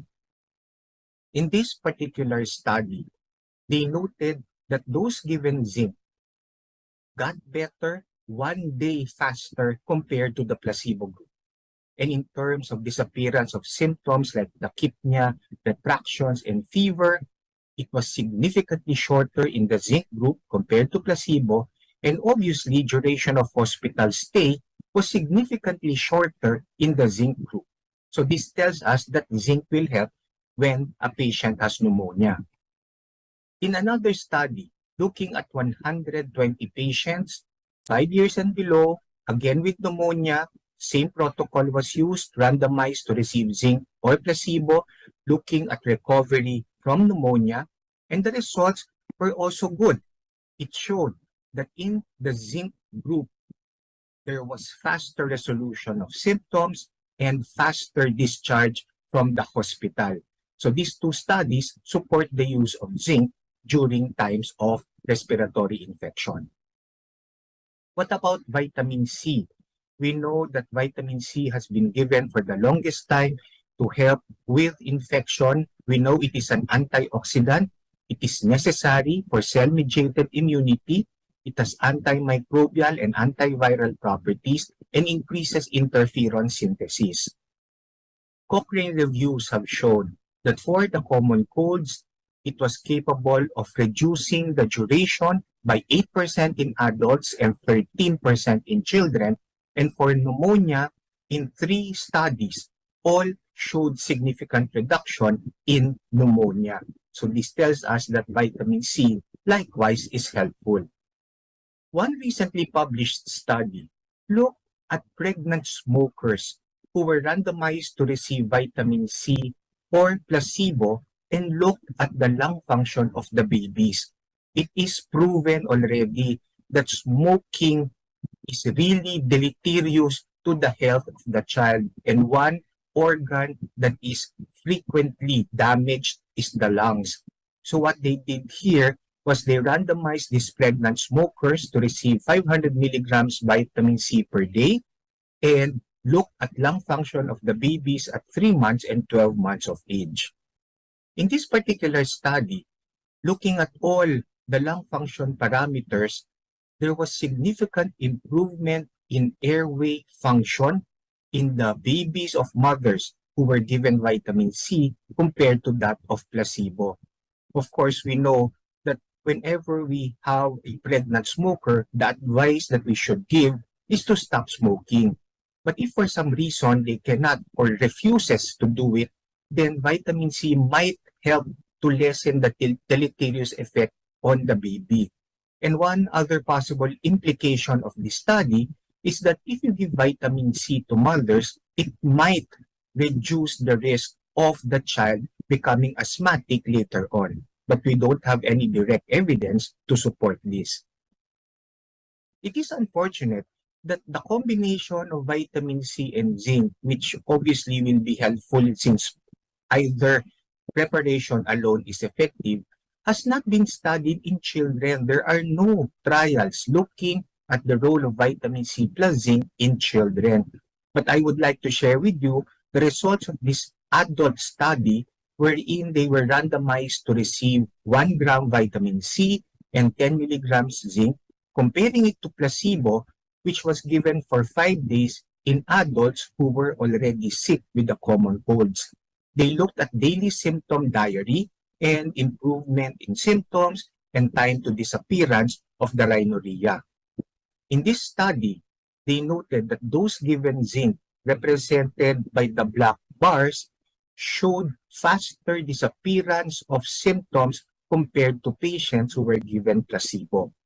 And in terms to disappearance of the rhinorrhea, regardless of the severity, starting at day 4, they noted significant disappearance of the rhinorrhea compared to those who were given placebo. So this tells us that giving the combination will be helpful when a patient is already sick. One common question usually asked is, should we give supplementation daily? And the answer to that question probably lies in the results of a very large study involving more than 11,000 children in the Philippines, and they assessed that in 68 to 96% of the subjects, they were deficient in vitamin C. Likewise, zinc deficiency was also very high at 25 to 42%. So this study tells us that giving regular supplementation may be of benefit. And just to explain why the prevalence of deficiency is very high, there are several reasons to explain this. The most obvious is economics. If you don't have the money to buy food, obviously you will be deficient. Even if you do get to buy food, if you do not eat a well-balanced diet, the nutrients that you will get, likewise, will not be sufficient. And it has been shown that the bigger vegetables and the bigger fruits actually contain less nutrients compared to the regular ones. So a combination or all of these factors will explain why deficiency is very high. Before I end, let me just mention that mixing vitamin C and zinc is not a simple physical matter, especially when it is given in syrup or liquid form.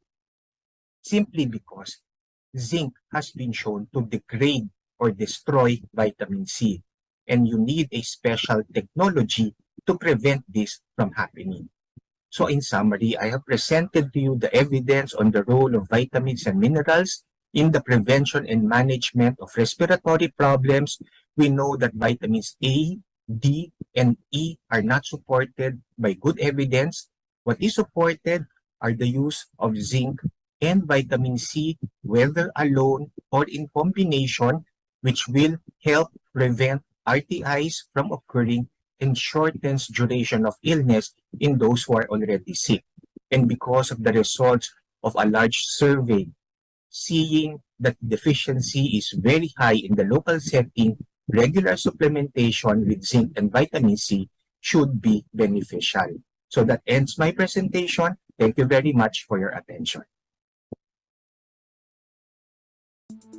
Selene Plus presents Usapang 100% Immunity. Di lahat ng vitamin C at zinc kompleto ang immunity. Dahil mahirap paghaluin, nababawasan ang proteksyon. Kaya ang Selene Plus may Zinc Plus technology.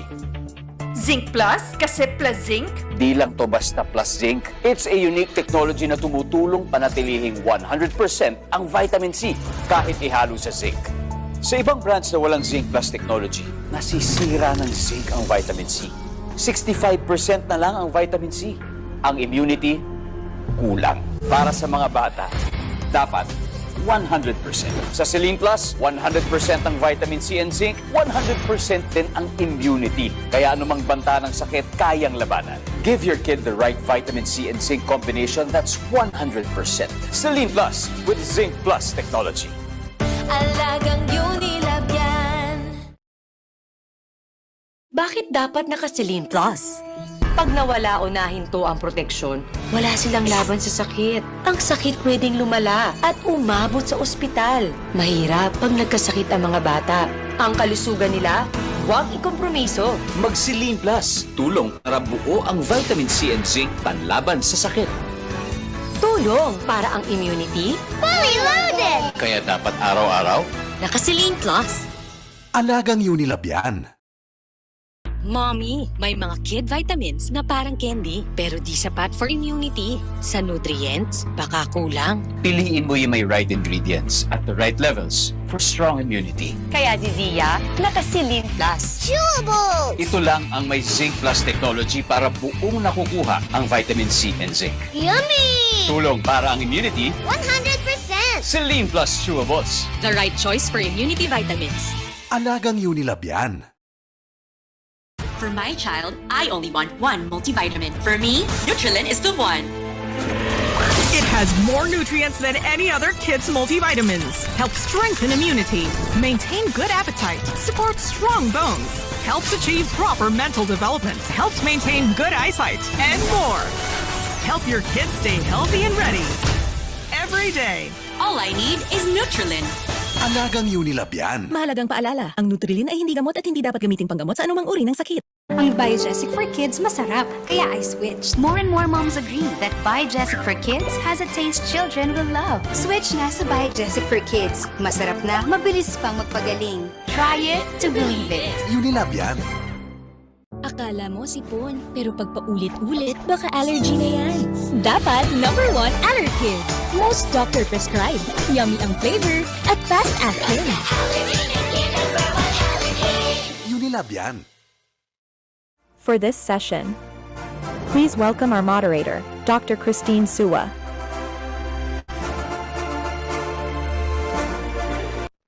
Good afternoon again to all our participants and welcome back to the Manila Doctors Postgraduate Course.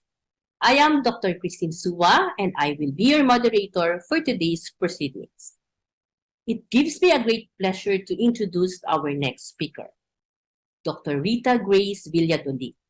She is a graduate of the Doctor of Medicine at the University of the Philippines and had her residency and fellowship training for developmental and behavioral pediatrics of the same institution. She is currently a fellow of the Philippine Pediatric Society and the Philippine Society for Developmental and Behavioral Pediatrics. At present, she is the subspecialty head of the Manila Med Child Development Enrichment Center, a clinical associate professor in pediatrics at the University of the Philippines, a consultant at Child Neurosciences Center, Manila Doctors Hospital, and St. Victoria's Hospital, Marikina City. Again, let's welcome Dr. Rita to give us a talk on uniting to solve reading and or cognitive problems.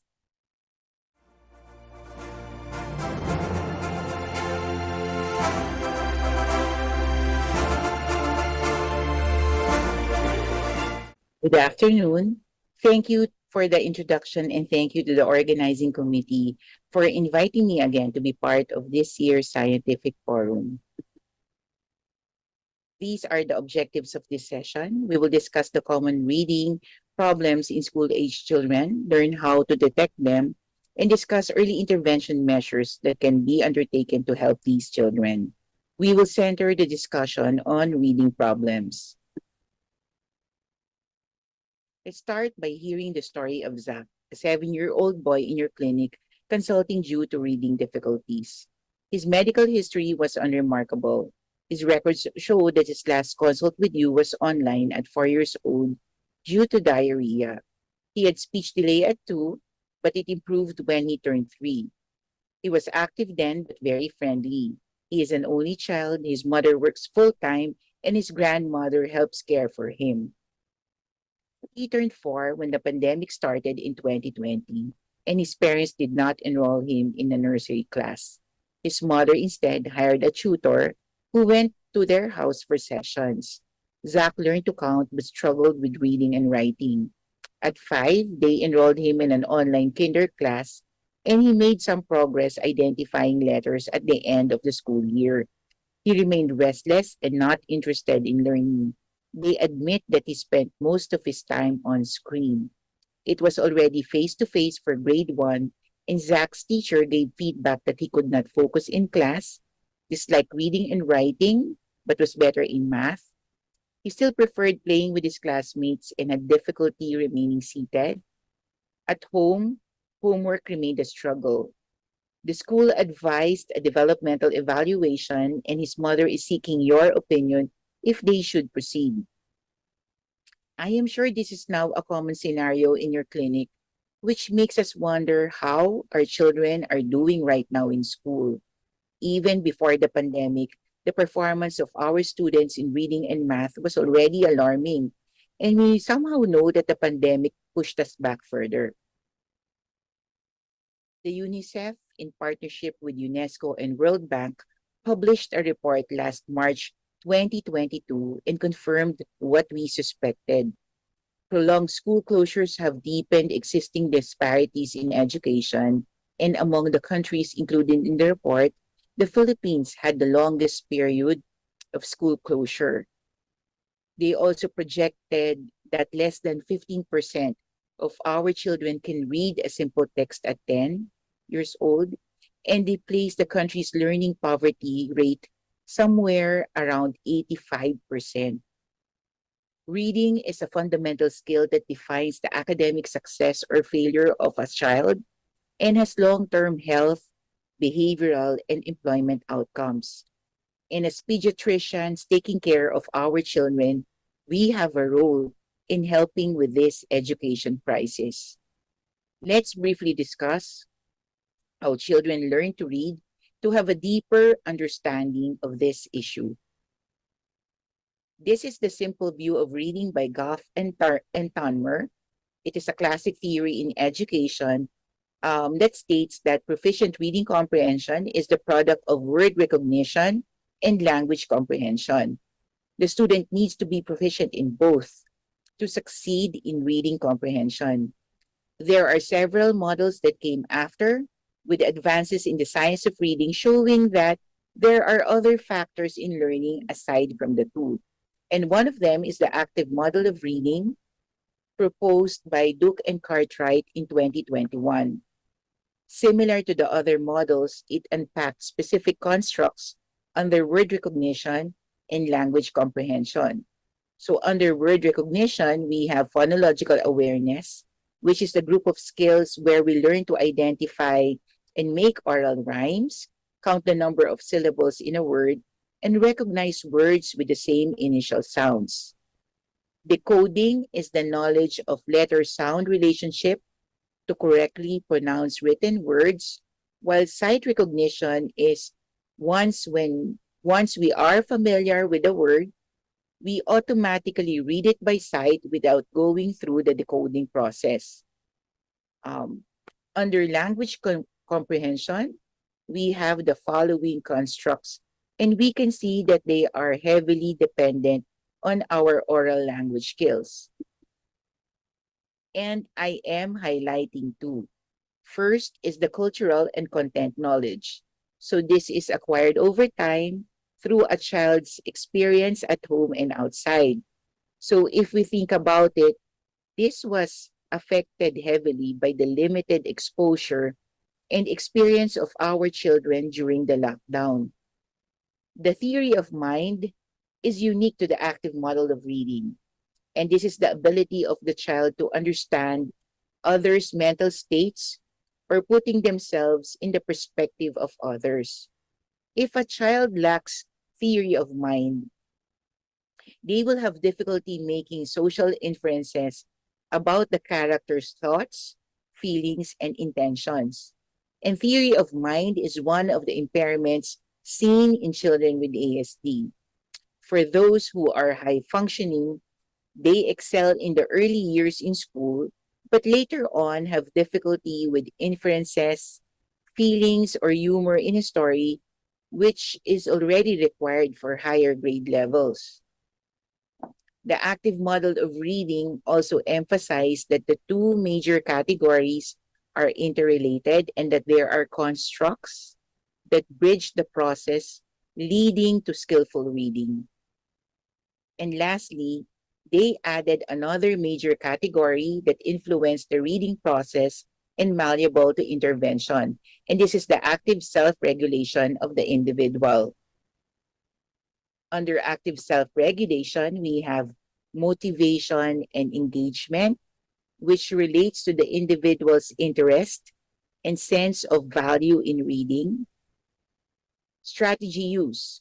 They say that there are additional approaches that may be recruited if the student is poor in decoding, such as chunking words into segments and using the story's context or graphics to derive the meaning of the unfamiliar word. And lastly, executive function skills.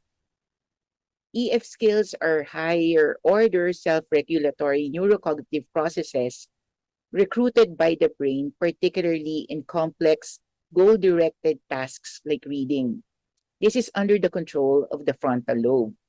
They cited key EF skills in reading, such as cognitive flexibility, inhibitory control, working memory, planning, and attention control.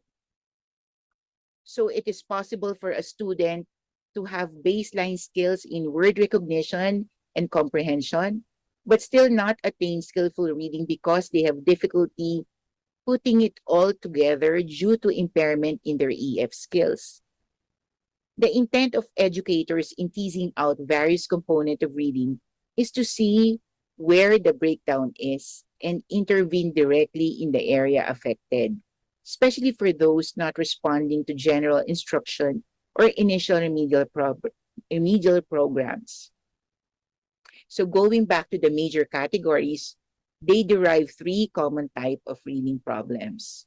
First, specific word reading difficulties where the child is poor in word reading but good in core comprehension. Mixed reading difficulty where the student is poor in both, and specific reading comprehension difficulties where the student is good in word reading but poor in core comprehension. This is also a helpful approach for us doctors in the diagnostic approach or process for children presenting with reading difficulties. Children with dyslexia struggle with phonemic awareness and processing. They present difficulties in decoding words and spelling, which are out of proportion with their language comprehension or other skills. This is why they present with an unexpected academic underachievement. They struggle in decoding, but if you read the story to them, they will be able to comprehend and answer questions. Children with intellectual disability and a portion of those with autism present with mixed difficulties.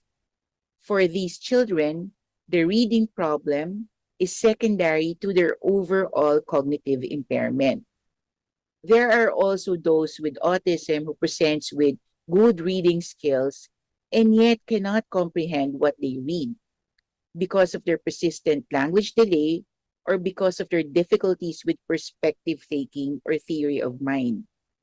We see a common pattern in several children with autism wherein they learn to read early even before they talk or converse. And lastly, those with language disorder may present with both or predominantly comprehension difficulty depending on the severity of their condition. And drawing in the added features of the active model of reading, executive function skills may be the primary factor that prevents the child from gaining the skills to read, or the child may have adequate skills but still underperform in school because of their difficulty putting it all together secondary to their EF skills deficit. And we see this often in children with ADHD. Lastly, inadequate instruction remain a significant factor for all learners, even those who may not have an underlying developmental condition, especially if they move to the next level or grade without the foundation skills required. Let's look at the developmental model of reading to help us gain the expected timeline for these skills.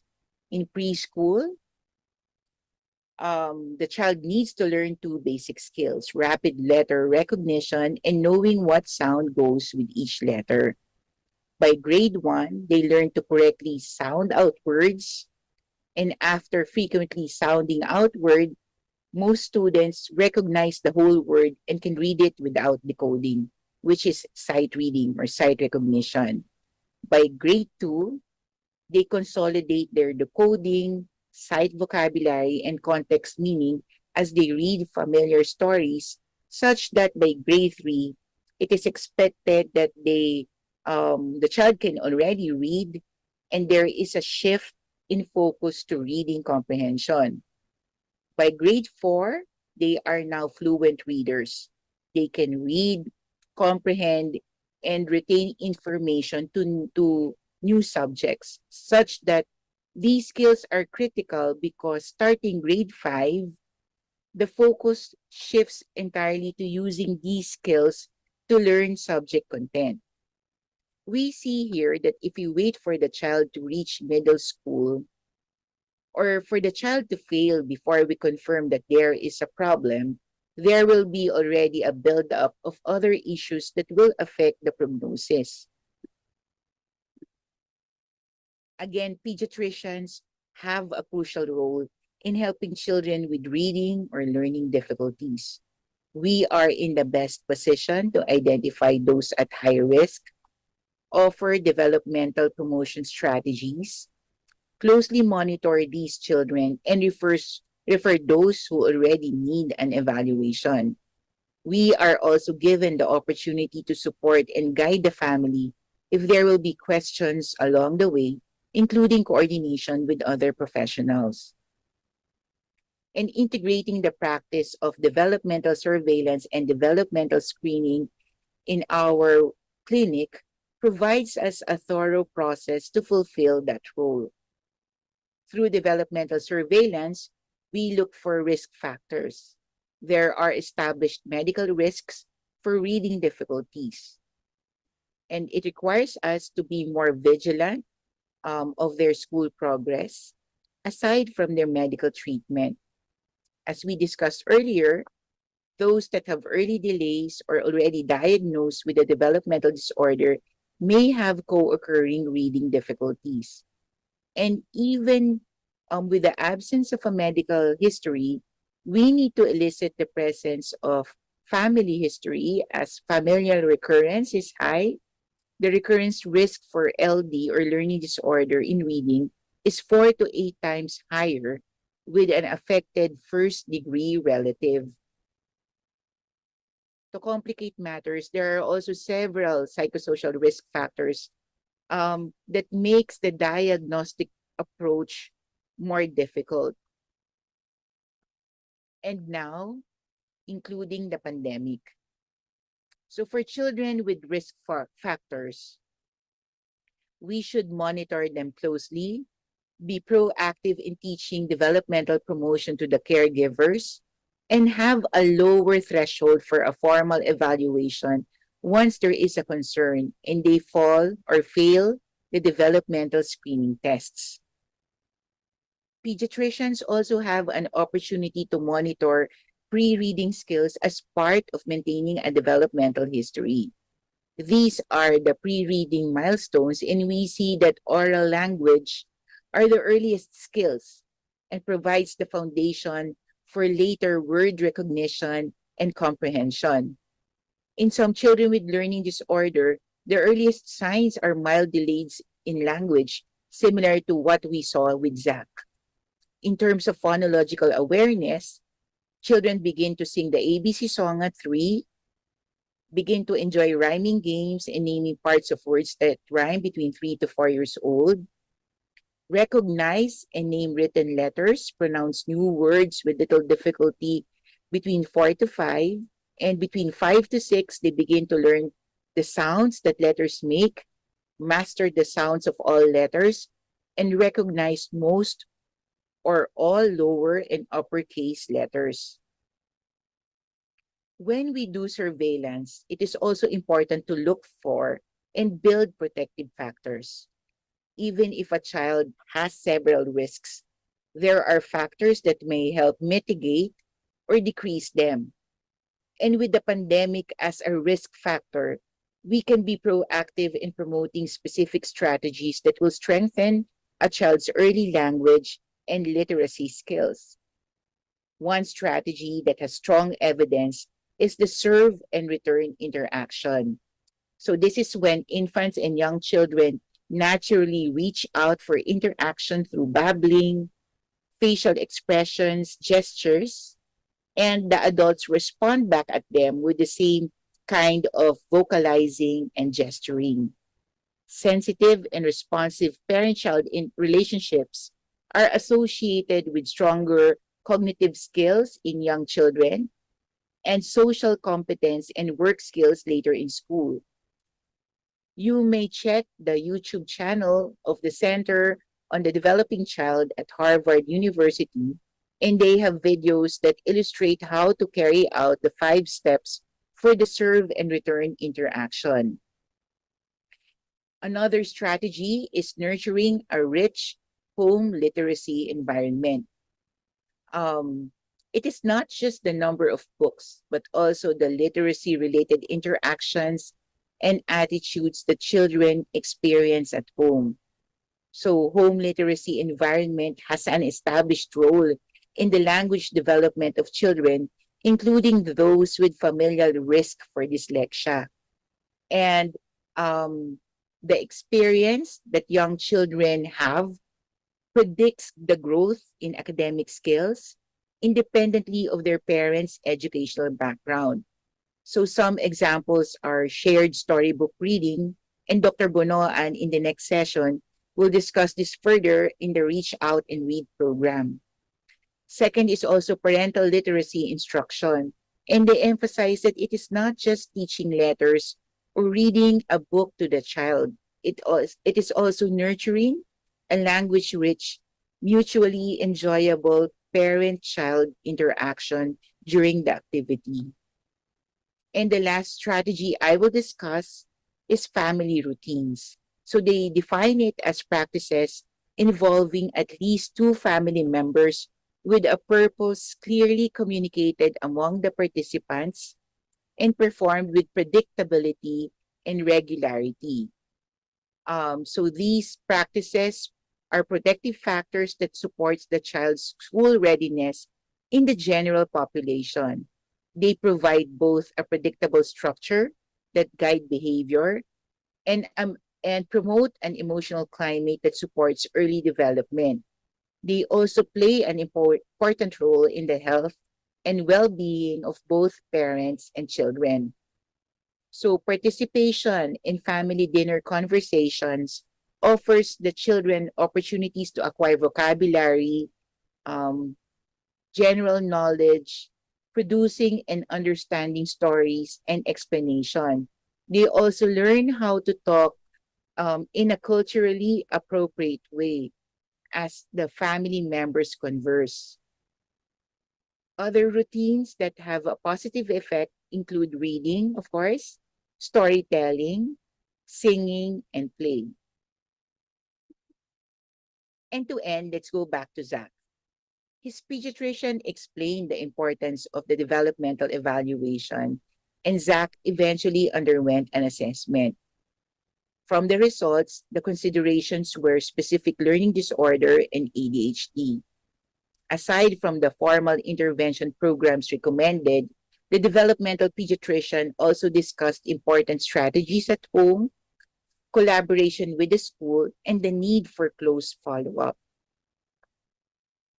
In summary, pediatricians are crucial in the prevention, detection, and intervention of children with reading difficulties.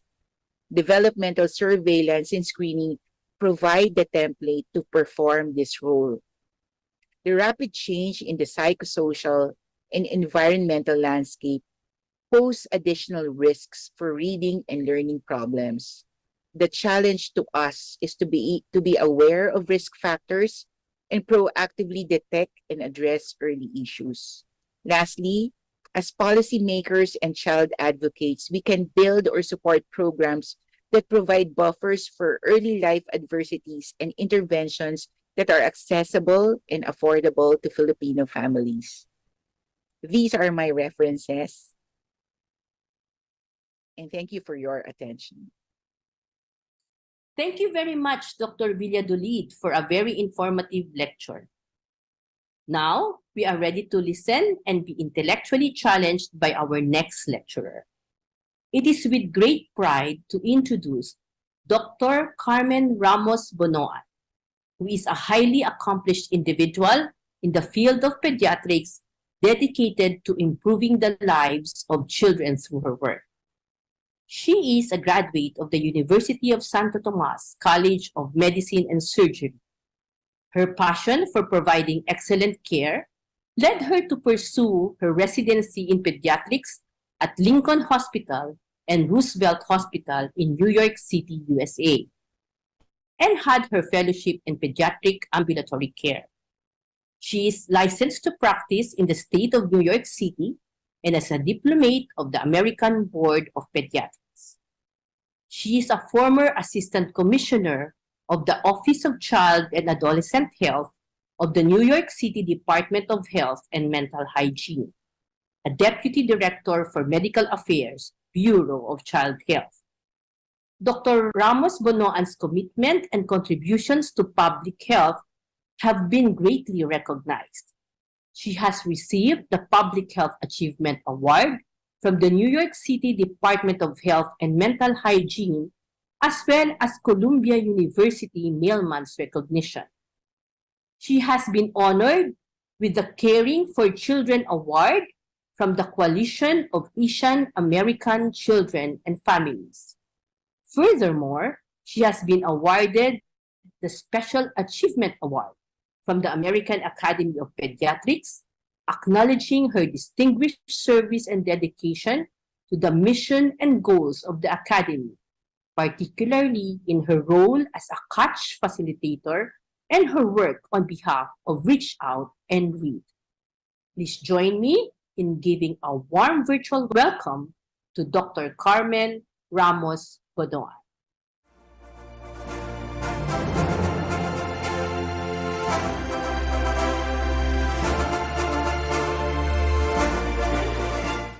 Good evening. Thank you for inviting me to participate tonight. My presentation tonight is about an intervention to promote early literacy. Reach out and read. What parents, caregivers, early childhood educators, and health professionals can do to contribute to their children's growth and development and readiness for school. The paper in the British Journal of Child Health concludes on the lack of a uniform approach to improve school readiness and recommends that partnerships between parents, families, healthcare services, social services, local government authorities, education, and other key stakeholders work together so that the best outcomes for children are achieved. In 2018, the World Health Organization, UNICEF, the World Bank, and other stakeholders issued a document, Nurturing Care Framework for Early Childhood Development, and addressed the importance of responsive caregiving and early learning as integral components of good quality care for children. In the discussion of the importance of the first 1,000 days of life, the brain's window of opportunity, it stressed that what happens early affects all aspects of a child's development in all areas, emotional, intellectual, language, and motor, and that these are linked and each depends and influences the other. Nurturing relationships in the early years are critical, that the relationship between the parent and the child is the foundation of a child's healthy development.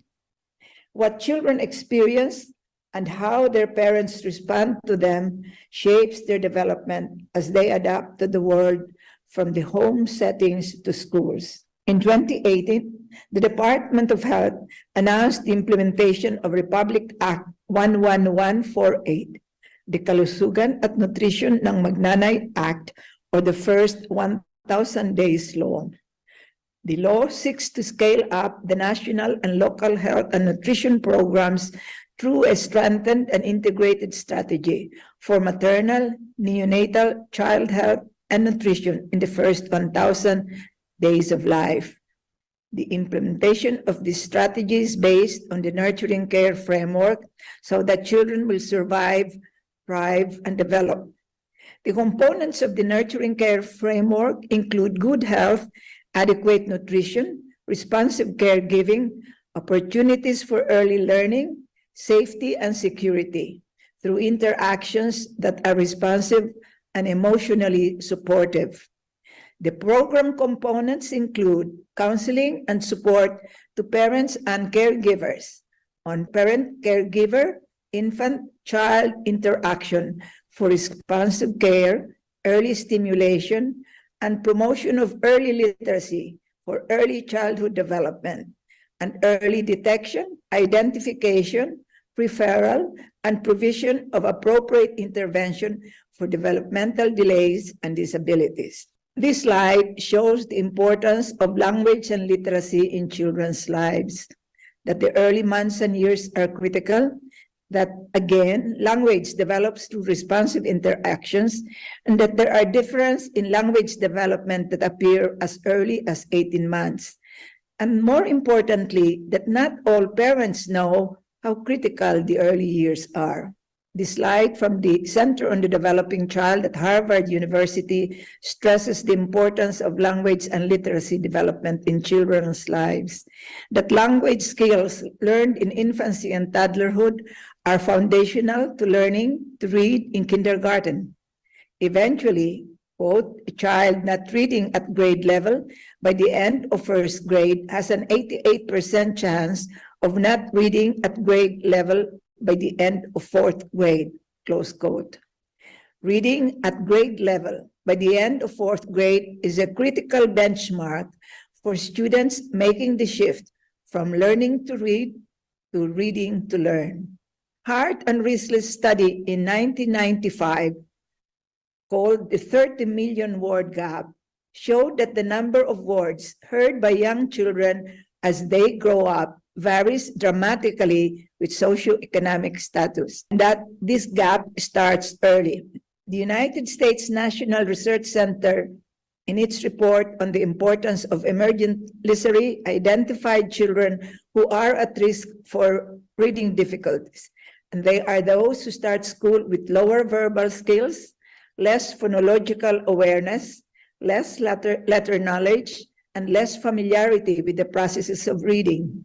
The slide shows the knowledge gap on entering kindergarten, from identifying primary colors to recognizing letters, writing children's own names, counting to 20, and identifying the beginning of sounds between children who are at the highest socioeconomic level and children at the lowest socioeconomic level. The following slides also show minimum proficiency levels of grade 5 students performing by the end of primary school, and shows the lag and the difference between the performance in the Philippines and the performance in Malaysia and Vietnam.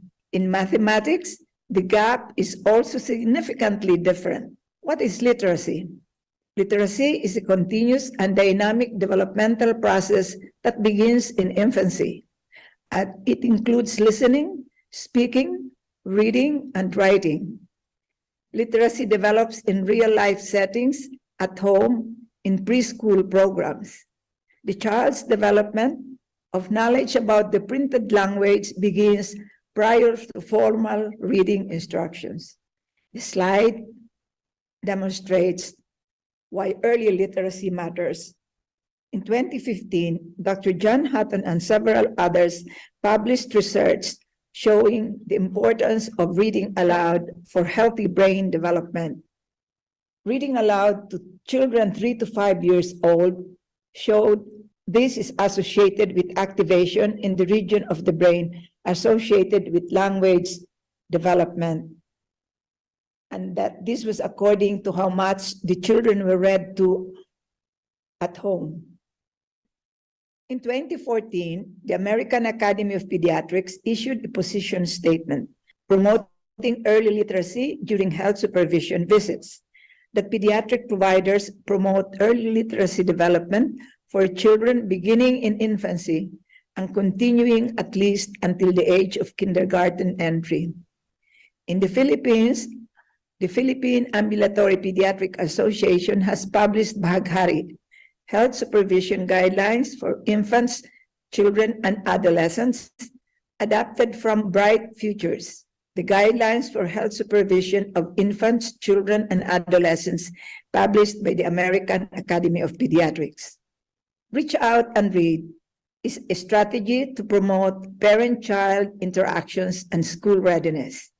It's an evidence-based school initiative that prepares children to succeed in school by partnering with doctors and other healthcare providers to prescribe books for children and to encourage parents to read with their children. And it started in 1989 at Boston City Hospital, first to address inequities in poverty, as later on to become a program for school readiness, and now very much a part of promoting early child and brain development. It targets children from infancy through kindergarten age and builds on the relationship between healthcare providers and families. And it is also based on the connection between early exposure to reading aloud and later developmental progress. The model has three components, and the first one is advice. Medical providers offer parents literacy and language-related anticipatory guidance and encourage daily reading at home during health supervision visits. The next two slides are the early literacy milestones developed by the Reach Out and Read National Center that has been already translated into Filipino for our youth here in the Philippines. It includes motor development, communication and cognition, anticipatory guidance, and recommendations of what to read to children at their different ages. The second component are books. At every health supervision visit from 6 months to 5 years, children receive a brand new, culturally and developmentally appropriate book to take home and keep, and for parents to read aloud with them. We have now introduced giving books to children in the earlier months because of the importance of the research showing the importance of reading to children at a very early age. Here are examples of bilingual board books that were first published in partnership with Adarna House and later with Ilaw ng Tahanan. 10 mga daliri, magtanim hindi biro that can be sung or read, alpabetong Filipino, and A for adobo. The third component of the Reach Out and Read model is the environment. Literacy-rich waiting areas in the clinics include used books that are donated, posters, library information, and literacy resources. Volunteer readers, including one of our consultants, Dr. Buson, sometimes read to waiting children, modeling the techniques and joys of reading aloud. The two techniques that we talk to parents about reading to their children are serve and return and dialogic reading, which demonstrate responsive interactions.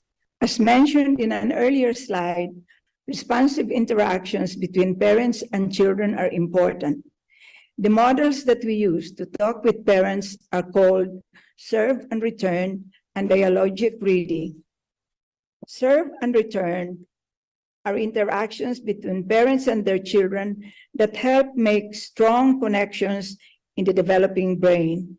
One person serves by offering a word or a sound, and the infant returns and responds with a smile or a sound. Dialogic reading prompts the child to say something about a picture in a book, and the parent expands the child's response by rephrasing or by expanding on what the child says.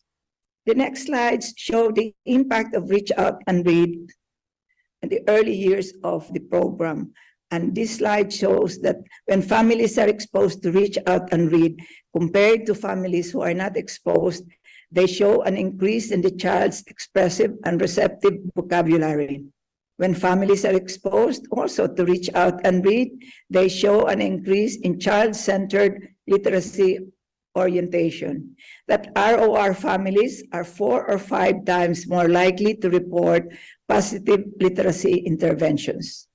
14 published studies have documented the impact of Reach Out and Read in school readiness. The following slides also show later researches on the impact of Reach Out and Read, an increase in parental book reading frequency and book reading at home, an increase in reporting book reading as one of the child's favorite activities, an increase in reporting book reading as one of the parents' favorite activities to do with the child, that there are more books in the home, and the physicians are helpful. This is a diagram that shows how peer-reviewed extensive research shows families served by Reach Out and Read, both in their likelihood to read to their children more than 3 times a week, more likely to read to their children, more likely to enjoy reading together or have books in the home, and the children's language development improved by 3 to 6 months, and language ability of the children improving with increased exposure to Reach Out and Read. Related research on Reach Out and Read have also included compliance with attendance at routine pediatric healthcare visits, that the clinic morale, provider satisfaction, and parent-child relationships are demonstrated and appreciated, that reading aloud stimulates responsive, language-rich interactions, that language development is related to positive caregiving practices and interactions of caregivers with their young children, that language and literacy development are related to reading aloud, as well as social emotional development. It also has shown the importance of the home literacy environment, and that positive childhood experiences mitigate the effects of adverse childhood experiences. Reach Out and Read in the Philippines is an advocacy program of the Philippine Ambulatory Pediatric Association, was started in 2006 to provide training, support, and guidance to develop Reach Out and Read programs in our most at-risk communities, to teach parents the importance of early childhood literacy, and to put books into the hands and homes of disadvantaged young Filipino children. Here are the sites where Reach Out and Read is implemented and integrated into the pediatric practice of these hospitals and other community-based sites. In the Philippines, we have done several research studies, and the first one was on promoting early literacy in the community of Ilugin, a community-based organization by the Department of Pediatrics of the Medical City. This was presented at the Pediatric Academic Society's annual meeting and showed that Reach Out and Read improved auditory and expressive scores after only 2 Reach Out and Read exposures, that the frequency of shared reading activities more than tripled, and that home reading orientation significantly improved. Promoting early effects of a clinic-based literacy program on the child-centered literacy orientation of middle-income military families was also done by pediatricians at the V. Luna Medical Center, and their study showed improved parental mean scores on knowledge and attitude towards early literacy promotion. It showed increased home literacy behavior and child reading motivation scores, and that the overall child-centered literacy orientation index was significantly improved.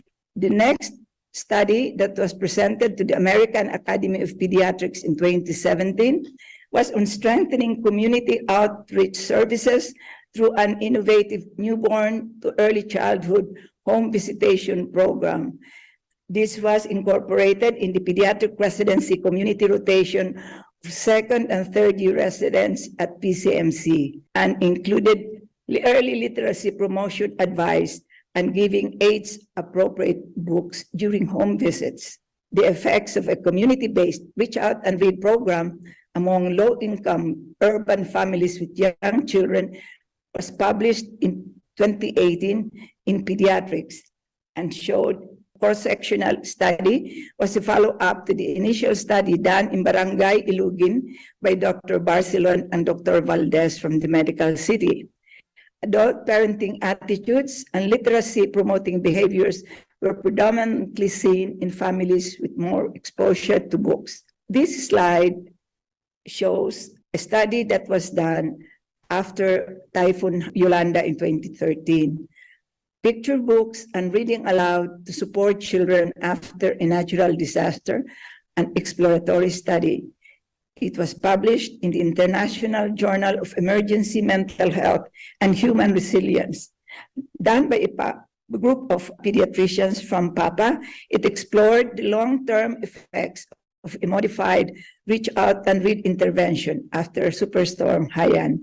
The results showed that survivors recalled being helped by intervention that provided books and guidance about reading aloud. Here are some more pictures of residents, volunteers, parents, and one of our consultants reading during our visit to Tacloban City after the Superstorm Haiyan.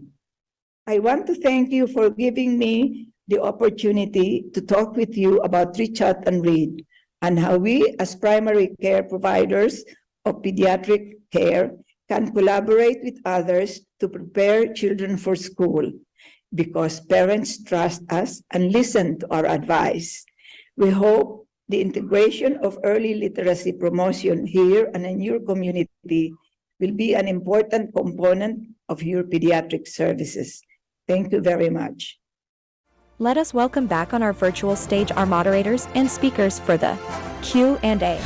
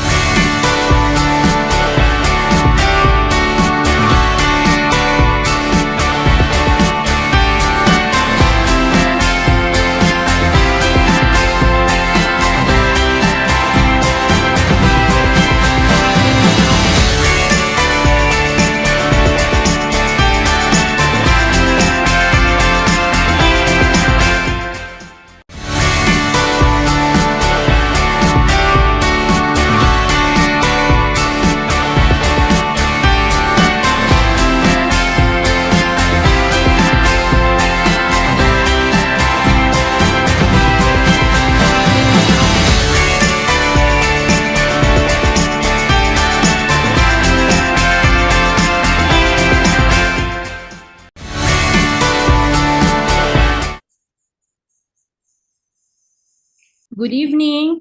Good evening to everyone and welcome to our live Q&A forum with our speakers. We have Dr. Rita Grace Villadolid. Good evening, Doctora. And unfortunately, Dr. Carmen Bonoan cannot join us live today, but I think she is listening to us. So good evening, Dr. Carmen, and thank you for your lecture. But we are privileged to have Dr. Jocelyn Kidlat, who will help us in our Q&A forum. She is the co-chair of the Reach Out and Read program and the past president of the Philippine Ambulatory Pediatrics Association. So good evening, Dr. Kidlat. Good evening po. Thank you for joining us. Good evening, Dr. Suwa. All right. Good evening, Dr. Rita.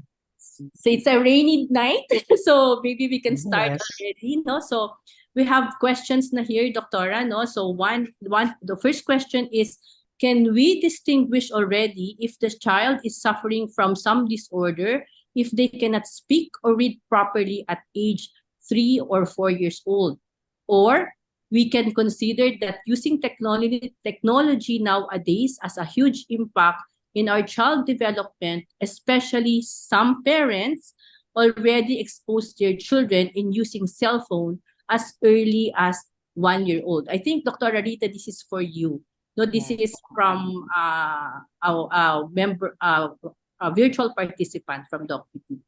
Mm-mm. Yeah. Siguro yung first question, if we can distinguish already if the child suffered. Yes, we can. So as pediatricians, di ba, we do surveillance and screening. Not per se in terms of a learning disorder, but other possible reasons or medical etiology for the speech delay. So yes, anytime for other developmental concerns, so there's no such thing as waiting until a child reaches 3 years old. Pag may delay, that warrants an evaluation already. And then about technology, I think that's the reason why I mentioned about the serve and return interaction. That buti na lang that was also emphasized in the lecture of Dr. Bonoan. Yes nga, I mean during the pandemic, 'di ba? It was like a go-to, 'di ba? Para for mental health reason, talagang nababad tayong lahat sa technology.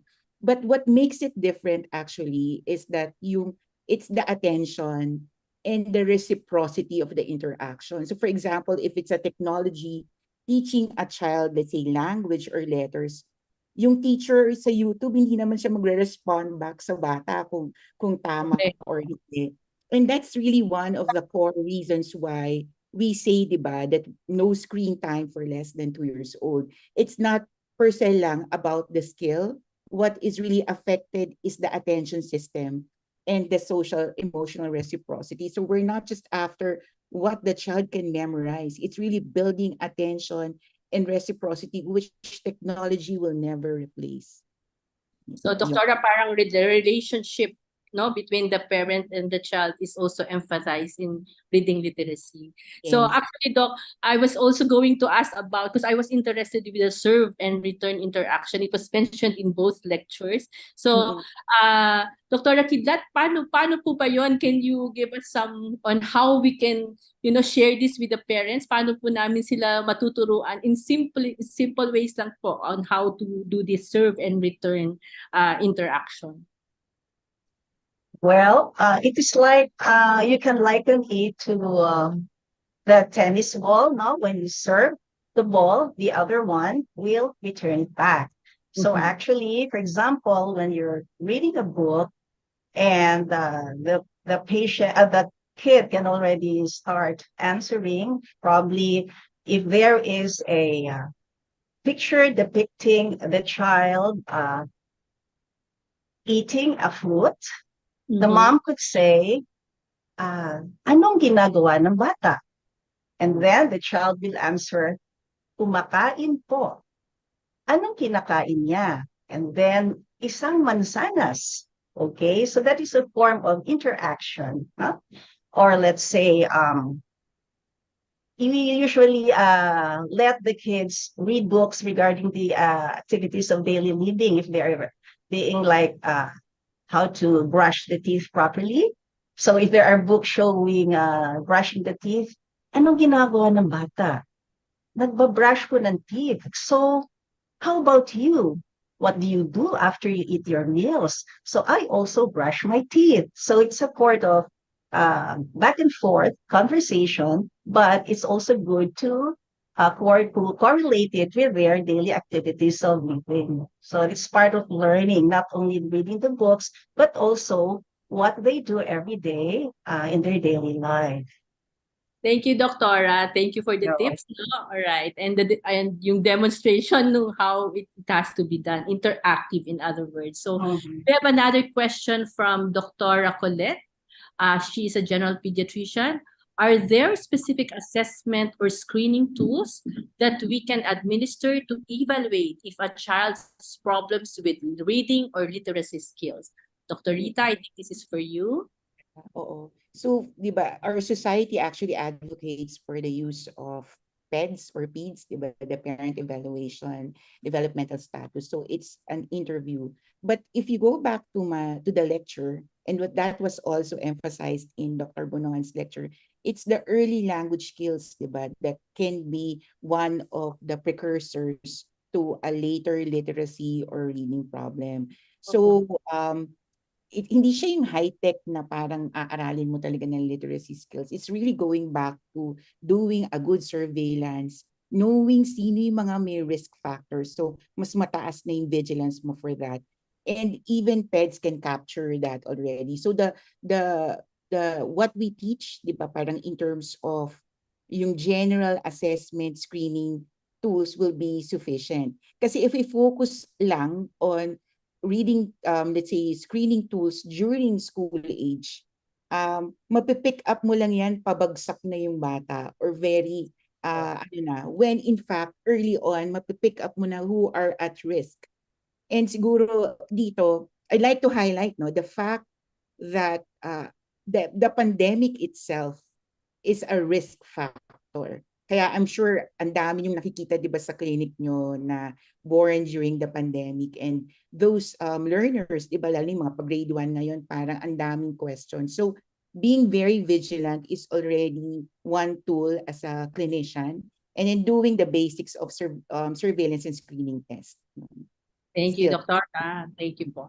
So, dun po sa lecture ni Dr. Bunoan, it was also emphasized yung early literacy.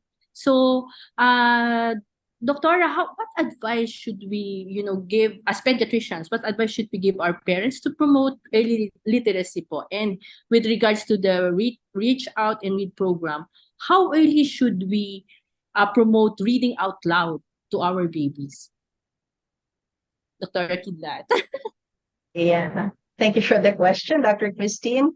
Actually, when you introduce it to some parents, they say, Doctora, they cannot read at this age. But then we explain literacy does not only include reading per se, as per the lecture, it includes listening, speaking, and then reading and writing.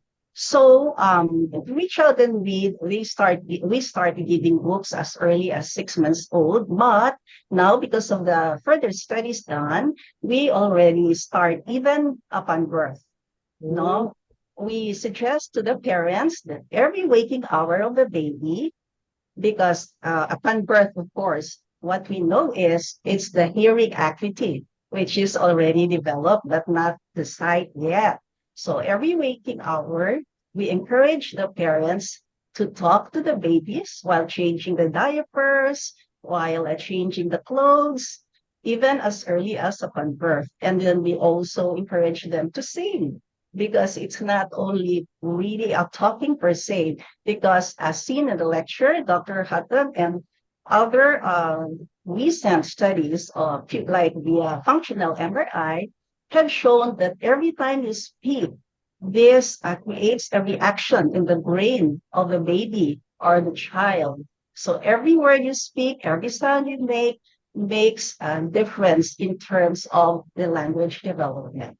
So start talking, and talking. And I tell the fathers, you are not pregnant for 9 months. So what you should do is you should also talk, sing, and read to the baby. So he has to take part in that. Thank you, Doktora. Actually, parang nag-flashback sa akin. Ang iba kasi, Doktora, buntis pa lang, di ba? Baby still in the tummy. They already start, talking and singing to them. All right. So we have another question from Dr. De Leon, from our nurse. What if the ADHD in children were not addressed during their early years of life and become teenagers? What can we do to correct it, or can it be correct in their teenage life? Doktora, siguro ang tanong niya is, kung hindi daw napakonsult yung bata on an early years and they already became a teenager, what else can we offer them? Or can we still, have an impact on their improvement or development? Siguro, definitely, yes. May pag-asa pa naman. But I guess, let's say, undiagnosed ADHD teenagers would depend on magpa-priority list ka na in terms of what is the pressing problem. Is it more psychosocial? Is it more learning? Ang mahirap kung both. Ang mahirap kung may comorbid na psychiatric condition. So minsan yun na yun. But definitely yes. Although what we really advocate for is really early intervention. But kahit anong edad naman, Pwede. may pag-asa naman. Kaya lang, Doc, parang it gets a little bit more complicated Yes, because oo. the issues May add, no? secondary problems na by that time. Alright. Okay, sige po. Doctor, we have a question here from Dr. Valle. Is there a relationship between picky eating and speech problem? Mm-mm. I guess it depends on how we define picky eating. If it actually yes, the question is yes. The answer is yes. If the picky eating is secondary to a swallowing or a motor impairment, and the speech problem is also a motor speech problem, let's say sa mga preterms natin, then they're of course connected. Yung second connection is, let's say, when the picky eater is because more of sensory. Baka may nakikita kayo, di bang mga kids na hindi maka-transition from milk. 4 years old pa, milk pa din, hindi maka-tolerate ng solid food. Definitely check speech. Kasi some children, let's say, these are some of the red flags, di ba, that we see in children with autism. Again, di ba, parang there's a phase naman that kids are picky eaters. This is in the context na may iba pang mga simptomas na nakikita. Hindi naman siya yung parang may checklist lang na nitpicking. So, yes, the answer is yes. May connection. She has a follow-up question pa, Doctora. Will reading in 2 different languages, like English and Tagalog, cause confusion in a child as he or she learns the language?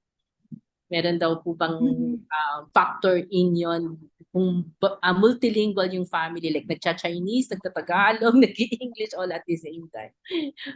Siguro in terms of the decoding process, di ba ito yung pagbabaybay, technically, pareho lang naman. Mas mahirap lang sa English kasi ang daming, di ba, mga exception to the rules.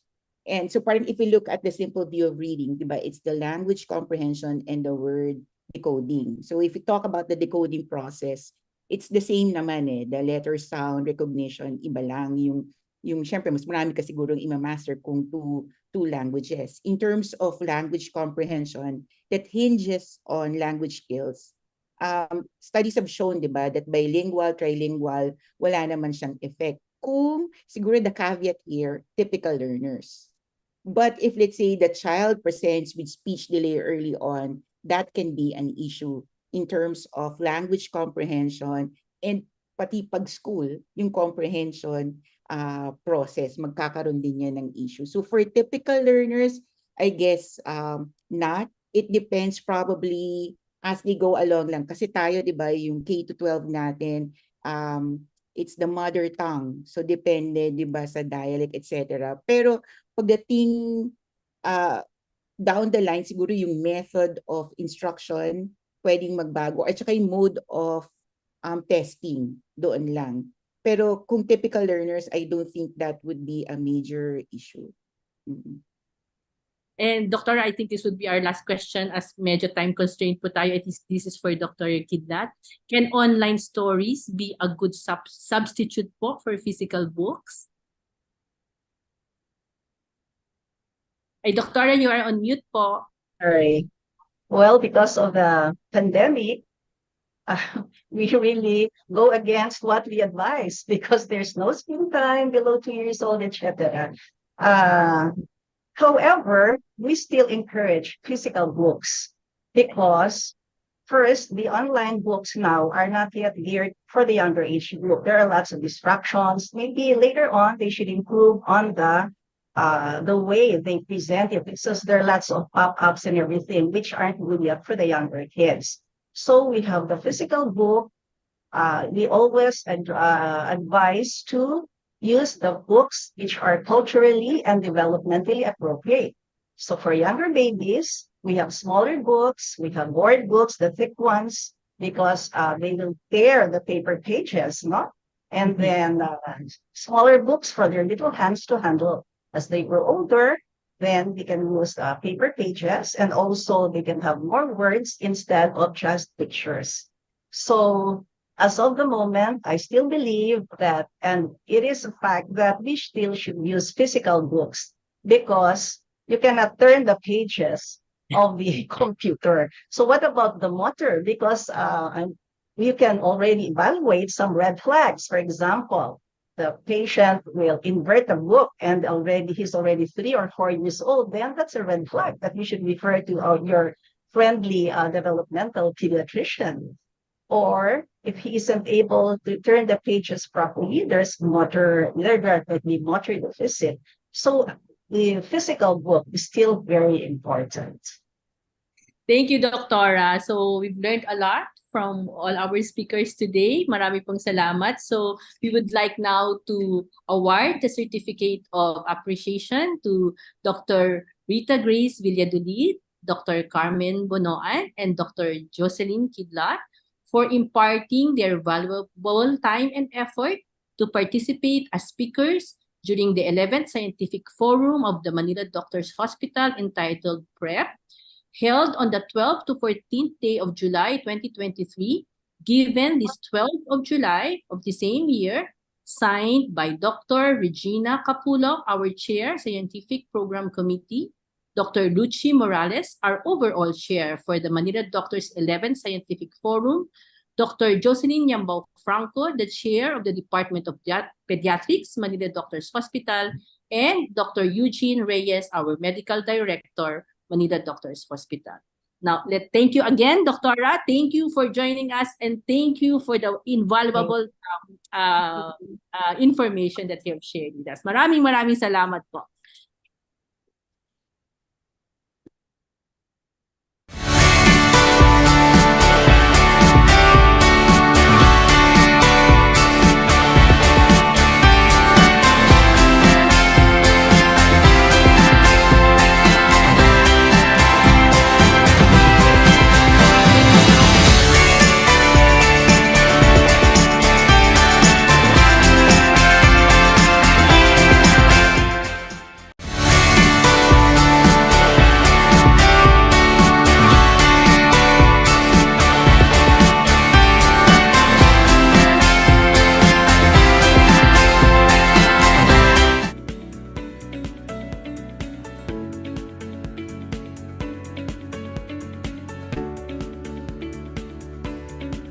To lead and engage us in our panel discussion, please welcome our moderator, Dr. Rosa Maria Nancho.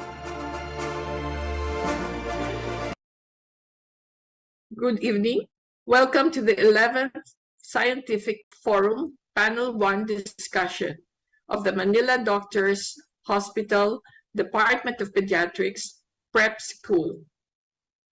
Let me introduce our first speaker. Dr. Leilani Apostol Nicodemus is a graduate of the UP College of Medicine with a master's in clinical medicine and family medicine, and also a doctorate in health professions education. She has extensive training as an educator here and abroad. Currently, she is the director for the Center for Gender and Women's Studies at the UP Manila, and also a professor at the Department of Family and Community Medicine of the UP College of Medicine. Let me now call on Dr. Leilani Apostol Nicodemus. Good afternoon, everyone. Thank you very much for inviting me to share with you our practices at the Center for Gender and Women's Studies of the University of the Philippines, Manila.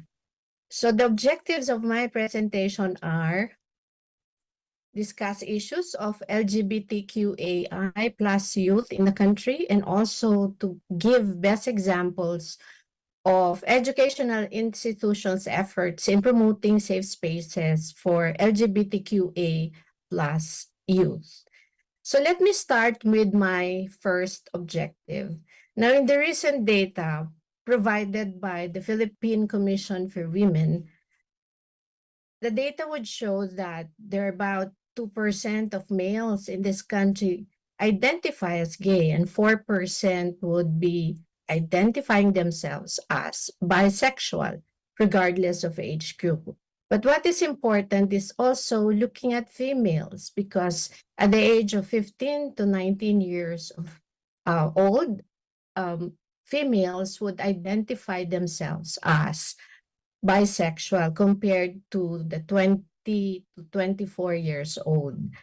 Now, if you look at the places where this young girls would identify themselves as bisexual, they are about in the NCR with the highest percentage of male and females who identify sex opposite to their sex assignment at birth, being that 8% for males and 5% for females. So we would expect several issues, one of which would be the mental health issues. If you look at the data presented in 2013, young bisexual and gay Filipino men reported that they have suicidal ideation and they would proceed to suicidal attempt. And if you look at the graph comparing to heterosexual male, the attempt is higher at 39%. And, the reason for this are because of victimization, meaning to say that the mere gender identity would identify that kind of negative experience for the individual. Another would be depression, and which is not really good in terms of developing the young in this country. In the UP Babaylan study in the University of the Philippines, Diliman, misgendering and or refusal of the use of pronouns in class would be the reason for discrimination in the sense of being ignored or bullied in the campus. Also, isolation and rejection from family, friends, or employers. Now, the people questioned or being asked in this study are LGBT students, and they come from the younger population also. Now, we can say that if we have this kind of experience in the youth, then we would know that academic performance will be affected. Now, let's look at the data presented to us in 2021 amongst high school students, because during that time, there's a need for identification of college readiness because we have shifted our program or curriculum to K to 12. So in the study by Tamayo et al., they look at 572 LGBT of K to 12 graduates in their institution. This is a university or state university institution. And they look at the self-concept, meaning to say, how do you view yourself being an LGBT in the school? And they look at the college readiness. And it showed that there is negative association of low concept of self, especially on academic performance, social interaction, and personal perception of self to college readiness. What is very good in this presentation or in this data is that family self-concept among the young seems to be a little bit above average or within the average or acceptable parameters. And this is important when we look at the college perspective also. We look at the University of the Philippines, Manila, unmet needs of the LGBT community in the campus. And based on their sharing, internal motivation to excel in school and other academic endeavors are common to our interviewees because they want to have that self-worth and self-actualization to be the driver for coming out. And I think this is a very important construct when we look at LGBT youth in our society. Coming out is very stressful. So they need to have self-worth. So if you look at the difference, high school versus college, the high school student or the youth would have insecurities because of, well, number one would be the bullying or the victimization because of their gender identity. When they go to college, they strive to excel because they want to have a better acceptance in the society and in the family. Now, there are several laws actually that would support gender inclusive society. And we, the country, have been signatories to these international laws. I'm sharing this because it's are important laws that everyone should understand. Beijing Declaration on Platform for Action, it's a blueprint that would look into women and advancing rights of women. Convention on the Elimination of All Forms of Discrimination Against Women, or CEDAW. This would be the Human Rights Treaty. Why am I talking about women when we talk about LGBT? Because the framework of protecting our women can be used as a framework in protecting the LGBT. Because for now, these are the laws that we have. The Anti-Sexual Harassment Law in 1995 and the Magna Carta for Women in 2009. And the SOGI law that was passed in the Congress and in the Senate, but unfortunately it was repealed, is non-existent up until now. So that's why we're using the framework of women in terms of protecting the LGBT community. Unfortunately, if you look at what we have in DepEd, the comprehensive sexual education, which is an impetus for the revision of curriculum, that sexual education should be included in the narrative or in the discussion in classrooms for the youth. It is focused on binary sexes. And you know that LGBT would not conform to just binary sexes. Another is the medicalization of sexual diversity. For example, gender dysphoria. Gender dysphoria is being considered as an abnormality. Well, in fact, it is not. It is a transition common to how probably a girl or a young individual transition to adolescence. So there should be a change in narrative. Sexual and reproductive health is so focused on risk management and disease prevention. For example, STI and HIV. In fact, LGBT community is prone to these diseases because of combination of sociocultural, political, and economic forces that stigmatizes and discriminates against non-heteronormative sexuality. So it's not because of their gender identity. It is because of these factors that would victimize this LGBTQI plus youth. Okay, so now we have discussed about the burden and how the youth is being, the LGBTQAI plus youth are being discriminated upon or would receive bullying that would affect their performance. Now, let's look at possible interventions. Number one would be institutional responsibility in terms of education, that there should be a promotion of gender-sensitive environment and safe spaces for children, the youth, and all types of learners. Now, the DepEd Order number 32 in 2017, gender-responsive basic education policy has been passed and being used by all schools in the country to address gender bias or gender-related discrimination. Another is for higher education institution would be the CHED memorandum in 2015 that would now identify guidelines on how to promote gender and development in higher institutions, education institutions.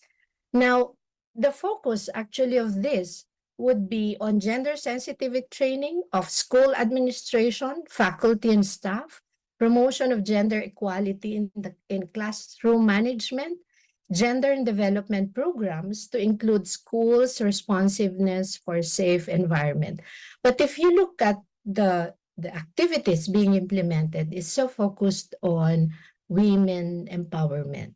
So there should be an add-on in perspective, looking at SOGI as everyone's concern. It's not SOGI because of LGBT, but SOGI of everyone, because even cisgender, meaning to say my sex at birth is aligned with my gender identity, I also have SOGI. Now, another would be in terms of service. You must have heard gender mainstreaming as means for gender equality.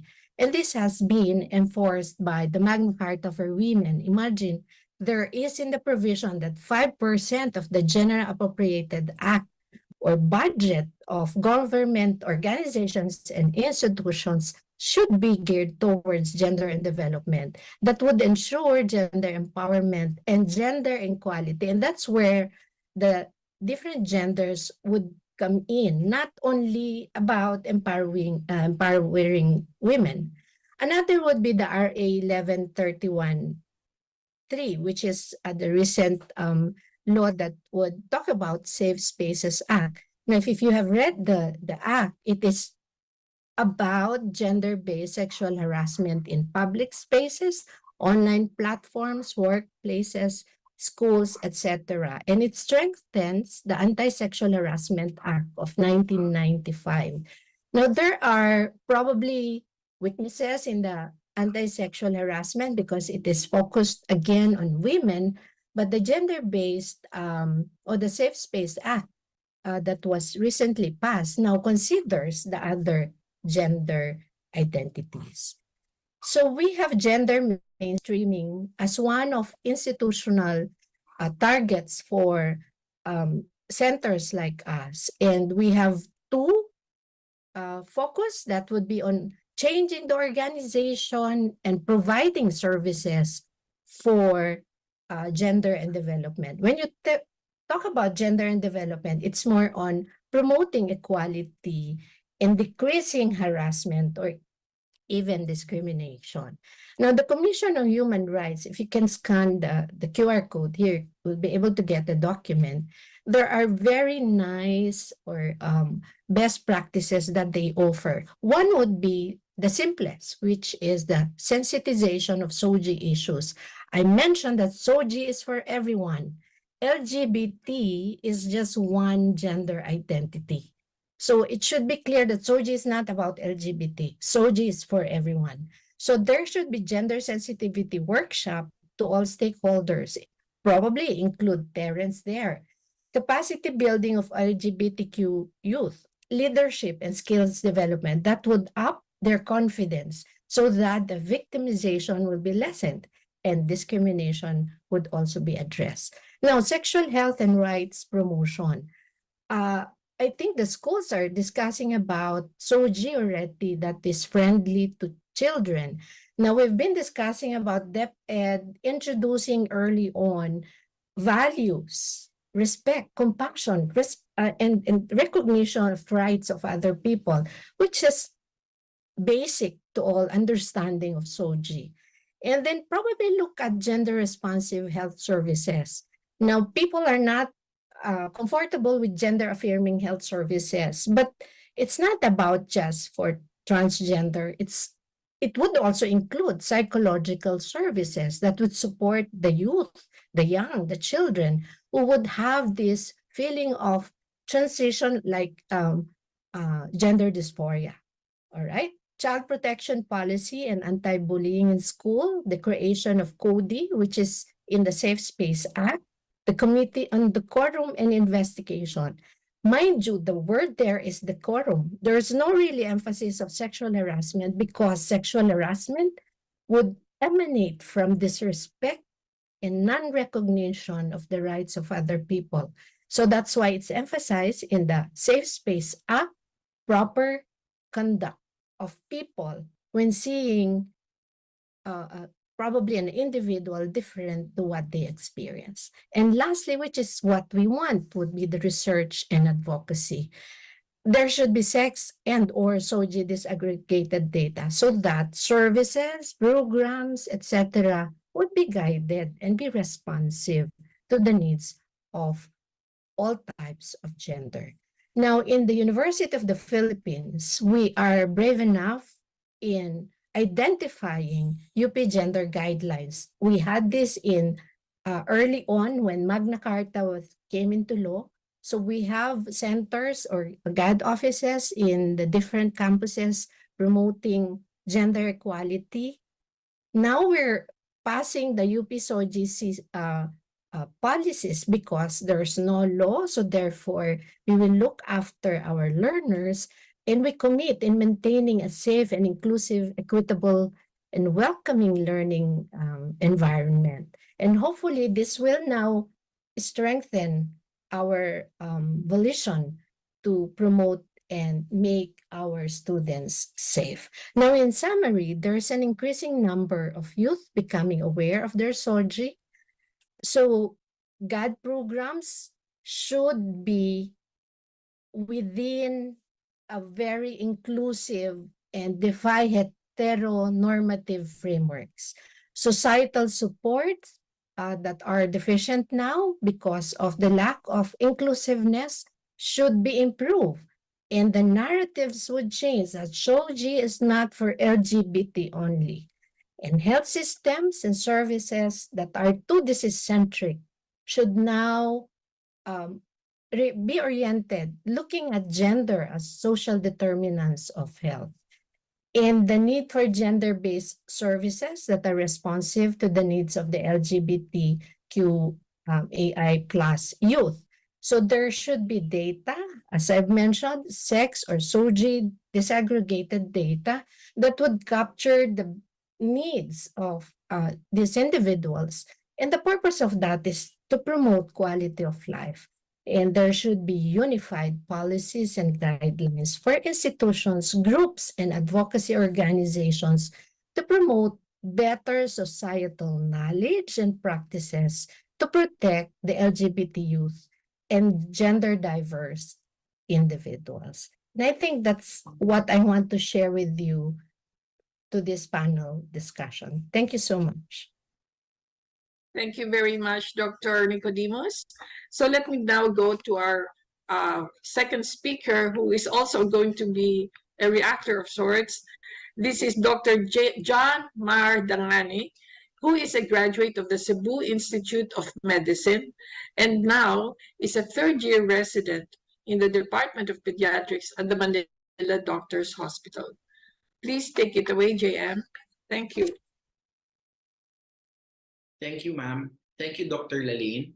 I think your lecture will have a very big impact regarding the policymaking creation of framework for providing LGBTQIA youth and improving the access to gender-affirming services, not only clinically, but also culturally.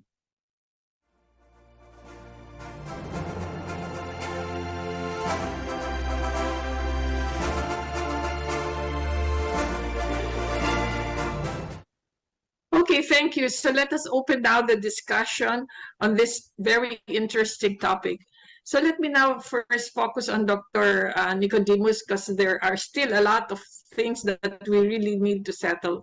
So there is a growing awareness on the issues that the LGBTQ segment of our society have brought up, like the laws on equal rights, no? And so you had mentioned that the SOGI bill has been shelved for the moment in the Congress. So what do you think is needed to raise and lobby again on this issue? I think when we look into why the bill was not accepted by majority of the senators, actually, it's because of their religious background and how they look at SOGI to be against their belief. And so I think what we need is to educate the senators that SOGI is not about LGBT. I think that's their framework. That's why they did not accept the SOGI bill. Although there are provisions there about marriages, about changing names, etc. But the concept is really, how would the nation secure and promote development of all people? So that's inclusiveness. And probably if there are things that they are not comfortable, they can change it. What is important is the spirit of passing the bill into law so that there would be more policies that would be trickled down to institutions like us, and also development of programs and support for health services. For example, for programs that our LGBT community would need. Because right now, it's based on individual initiative. For example, the Manila Medical Center, they initiated the first gender clinic in 2008. And that's a private institution. And the Philippine General Hospital just had it last year through the Department of Obstetrics and Gynecology. And the initiation actually came from the specialty society. So again, that is the issue. It's not really rocking the boat, but support for essential services that the LGBT or probably gender diverse individuals, not only LGBT, the other people who would have gender identities be supported. Okay. Thank you very much, Dr. Nicodemus. Maybe first, let me also focus on some of the travails that our reactor also here probably went through, so that the other people who are listening, the teachers, the guidance counselors, and our can understand more what were the issues that were experienced by JM as he went through all this the course in his life. So JM, can you please relate to us some of the concerns that you had while you were growing up, and how did you face them, and how did you declare it actually? Actually, ma'am, I am not, I cannot speak for all members of the LGBTQIA plus community, but at a very young age, I am aware of such gender incongruence. I don't like playing with robots or cars. I like playing with teddy bears, drawing evening gowns, and choosing the best color of our curtains. However, I did not disclose such feelings until later on. Basically, it was stigmatization, ostracism, and parental rejection that if I do not conform to those social expectations and norms regarding gender, that held me back, especially in opening up with my parents. However, I know that they know, and that I never had the courage to actually tell them.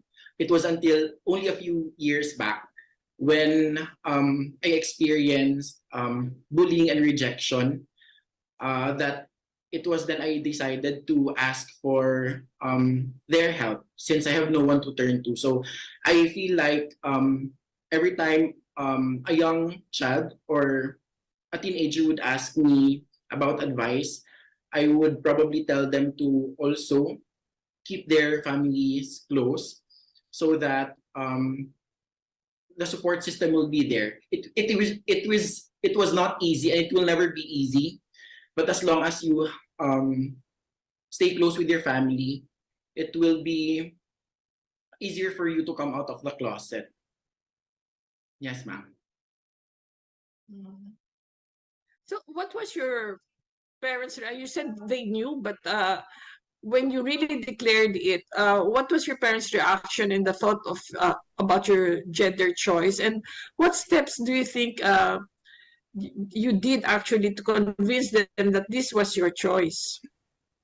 I think, ma'am, at a very young age, I am a little bit competitive, not only academically, but also with my extracurricular activities. And attaining my degree in medical school, I think that somehow helped. Because when I asked my mother if, do you think my dad would allow this? And then she just said, he knows. And he doesn't have any problems with that, because he knows that you are doing well. You did well with your studies. And he knows that whatever choice you have, you will land a good future. You will have a good future. So I think that helped somehow in for them to accept my choice, ma'am. Because this is actually what Dr. Nicodemus was saying, that your self-concept, and then later on that finding your self-worth, no, in college. So ibig mo sabihin, you just declared that you're actually gay during the time that you were already in college, not during high school, not earlier. So, kumbaga your parents were just waiting for you kasi may alam na rin sila na feel din nila, tama? Yes po, ma'am. Actually, ma'am, it was way back in college. This is what I only a few friends know. I was bullied way back in college. I'm from the province, and when I moved back to the city for my college degree, a lot of like I think 5 or 6 people. I don't know them personally. I don't have any interaction with them. But it was, I think, there was an instance wherein I have a close friend who's also a male. This boy, friend of mine, we were very close, and apparently they like him. So they thought we were boyfriends back then. So they were jealous of me being close to that guy. So they bullied me. They were calling me names out in the public. And as someone who grew from the province, I was very overwhelmed with the situation. So to the point that because of my fear of them calling me names in public, hurting me, I would take my lunch in the comfort rooms, and I would immediately go home after school so that they won't see me and we won't have any interactions. But there was this opportunity given to me wherein one of my seniors who knew what happened, she asked me, why don't you join the school-wide pageant so that you try to find your self-worth and that you can gain your self-confidence back. Eventually on that pageant I won, and that 2 striking things happened during that pageant. First was during the question and answer portion, I was asked regarding how would I attain peace in our country. And if I can remember, as non-verbatim, I said that I think what's important for us to achieve is wisdom, because it teaches us what is right from what is wrong. And I think what is right is for us to respect one another. And if you have that respect for one another, we can achieve peace wherever we go. And I think that somehow opened the eyes of those bullies, because after the pageant, they did not bully me anymore. And second, most that I can recall from that pageant is that my partner, she was asked regarding LGBTQIA, and then her question was regarding her opinions about the laws and bills being passed lately. And then she said that as members of the society, it is our first and foremost duty to allow other people to be themselves. Because if we deny these people that awesome ability of being themselves, then we are denying them of their true nature. So I think when she answered that question, it actually opened my eyes, that I realized that I have so much potential that I held back, and that I was not able to express myself fully because of fear. And I think when I heard those things, it is when I told my mom na, Mama, ganito po ako, marami ng anak sila kuya, hindi nyo na kailangan ng anak galing sa akin. Masaya ako, comfortable ako kung sino ako, alam ko kung sino ako, and I hope you get to support me, because right now, ang kailangan ko is yung mas malaking pagtanggap ninyo, suporta ninyo. Kasi marami pa akong gustong planong gawin at marami akong gustong gawin kasama ninyo. That's how it was, ma'am. I think I was able to found my strength, and eventually it was a good story to tell. Yes, ma'am. Yeah. Wow. It's good that now you have affirmed your choice, and you're fully declared. So let me just go back to Dr. Nicodemus. If schools now, would schools now allow cross-dressing? Because I think there are some who allow it now.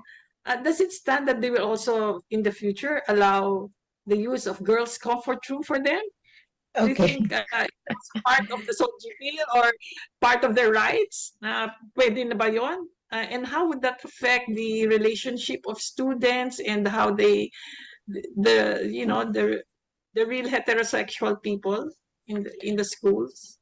Yes, what we know in the country, we are not fully following gender inclusiveness.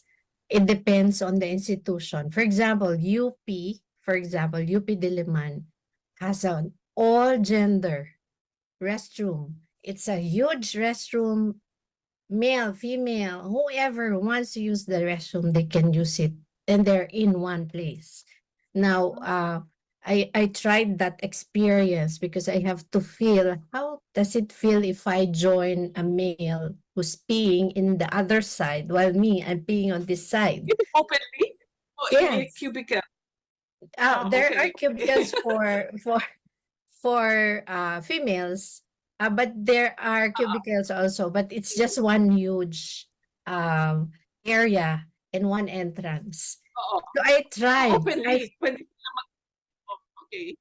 Pwede, but the feeling, I'm already the director, but I felt some unsafe feeling that I do my thing with male on the other side. And I have that fear na baka marinig nila "Psst, psst, psst, psst," for females. So I have to control Okay. it para hindi scandalous. But after doing it and after seeing all people, it's just so normal. I felt being in a safe place. But it takes a counterculture. It takes habit. So that restroom is at the Center for Gender and Women Studies in UP Diliman. So, lahat ng mga gustong gumamit nun, it's open. Now, I ask, for example, is it also applicable in UP Manila? Hindi pa. In UP Baguio, UP hindi. Because of, there should be an acceptance or open-mindedness from those who would now be in the administration that would allow such. So we're going there because the experience in UP Diliman can be shared in all campuses. Now in for example in DepEd, those schools who are progressive and for social justice, I will set an example. Saints Co, malapit sa UP Manila. They are pro SOGI bill. So, parang marami actually na mga nasa Catholic institutions are already opening their minds and looking at if we want to help the young so that the nation will progress, then we have to look at best practices. Although ang meron ngayon, male, female, and neutral. So may tatlo pa. And I want to touch, siguro ma'am, if you allow me, yung sharing ni JM, because we also have that together with OSA, Office of Student Affairs, because we have youth pa rin sa UP Manila dahil doon sa mga intermed natin na yung first year students. Coming out is not easy. That's the reason why they seek help. So they come to our office or even call us for help. And what they want actually is our presence during the process of coming out. Na meron silang alay, kasama yung like GM, talking to family. Ang hirap po, naiiyak ako because the love is so great. The love is so great from the parents. Pero yung slowly, parang dahan-dahan anak kasi hindi pa ako solved. And I think it's a very beautiful experience po. And I think I would want to share that to the psychologists and to others who are advocating for probably a center where the students are being helped. Filipino family is the best. I can say that it doesn't matter kung ano yung anak tanggapin, pero yung slowly accepting nandun. Nakakaiyak yung process. It will take so much time, but you can feel the love. So never ko nakita po yung may homophobia minsan na nababanggit, lalo na sa yung very macho or very traditional family. They want to talk out dun sa anak nila na, alam mo, magbabago ka rin, bigyan mo pagkakataon. Pag ganyan sinasalo namin, I would message yung LGBT youth na that's fine, you accept it. What is important is you open and discuss who you are. And then we'll be here to support you. So yon, and then napoprocess.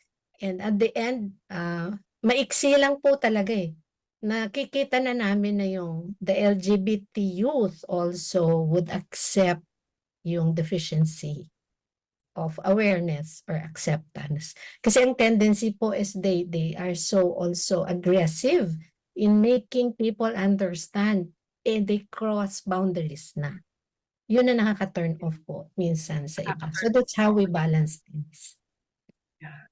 Wow, I think kung pwede lang isang oras sana ang ating discussion here, no? Maybe since we are short of time, can I just ask GM for some few words, and maybe we can close the session. Thank you very much for all the inputs that you had. Thank you. JM? To close this session, ma'am, for me, I think that as physicians, some of us do not regularly discuss sexual orientation, sexual attraction, or gender identity when we take simple sexual history from our youth and adolescents. And a lot of physicians as well do not ask about if the patient or the youth would present with depression, suicidal thoughts, or attempted suicide. I think I am quite lucky because my family was able to accept who I am. I am lucky because I am able to accept now who I am. I am comfortable and happy with who I am. And I think it is time for me to pay it forward. 2 months ago, I had a patient in the emergency room. He was an 11-year-old kid. When her mother stepped out for me to take his heads, he casually asked me, "Doc, hindi ka po ba straight?" And I asked him why. And he said, "Hindi po kasi ako straight, pero gusto ko po kung maging katulad ninyo na doktor." At that time, I had to look at myself and think about that very short conversation that perhaps there will come a point wherein, just like how I did before, I would also look up to someone and be inspired by them. And then I would have lesser thinking that I don't have to be a doctor to be accepted by anyone. I don't have to be academically inclined to be respected by my family. I just have to be myself because I deserve love. I deserve all the respect and all the love from my family and from my friends. And I hope that will be true to all youth who are undergoing such experiences now. I hope that as physicians, since we are on the front row of providing clinically and culturally competent care in our patients, I think we have to take this major role seriously so that we can reduce the gaps and risk of poor health outcomes when it comes to LGBTQIA healthcare, ma'am. Thank you, ma'am. All right, with those thoughts in mind, and I think it was quite overwhelming, although it has opened a lot of further questions. Maybe we should have another session at one other postgrad again. So thank you very much, Dr. Leilani Nicodemus and Dr. J.N. Dagane, for all these beautiful thoughts that you have imparted with us today. Thank you very much. Let us welcome back on our virtual stage our moderators and speakers for the Q&A.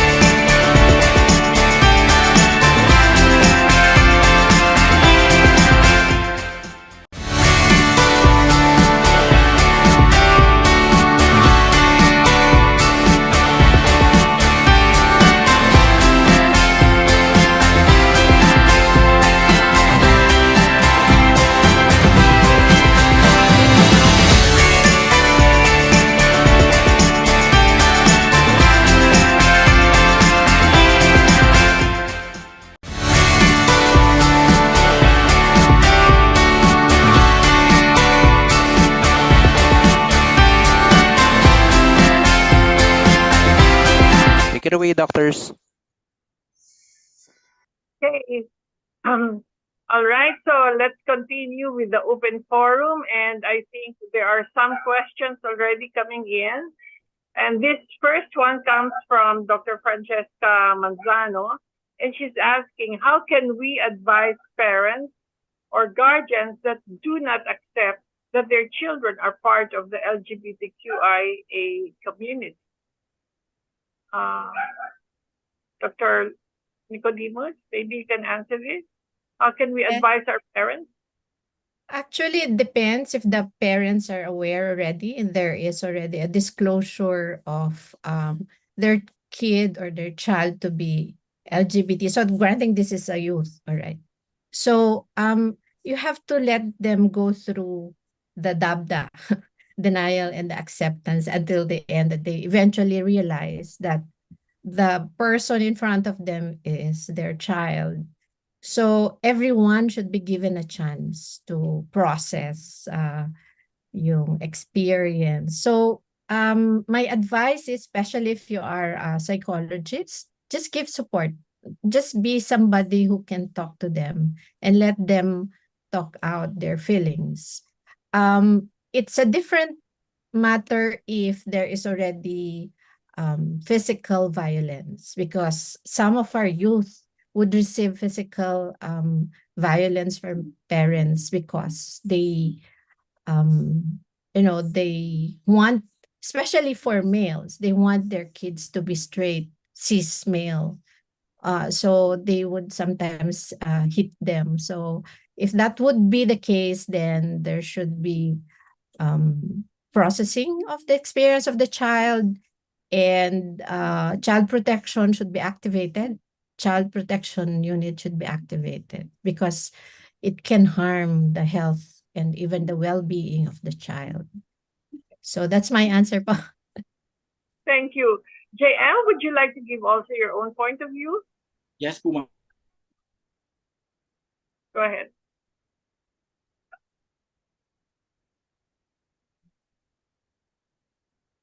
JM? The parents of these LGBTQ youth, ma'am, are hesitant to accept them. We have to understand that most of these parents know the realities of life, and that they are afraid for their own children, that their children will not be accepted by the society, that bullying will happen, and that it's more of them being scared of how the community will treat their children po. So again, like what Doc said, it takes a lot of time, and it will not be easy for the parents. Of course, if it's not easy for the children to open up, then probably it's also not easy for some of the parents to accept. So we have to understand where they are coming from as well. Thank you very much. Here's another question from Dr. Teorima.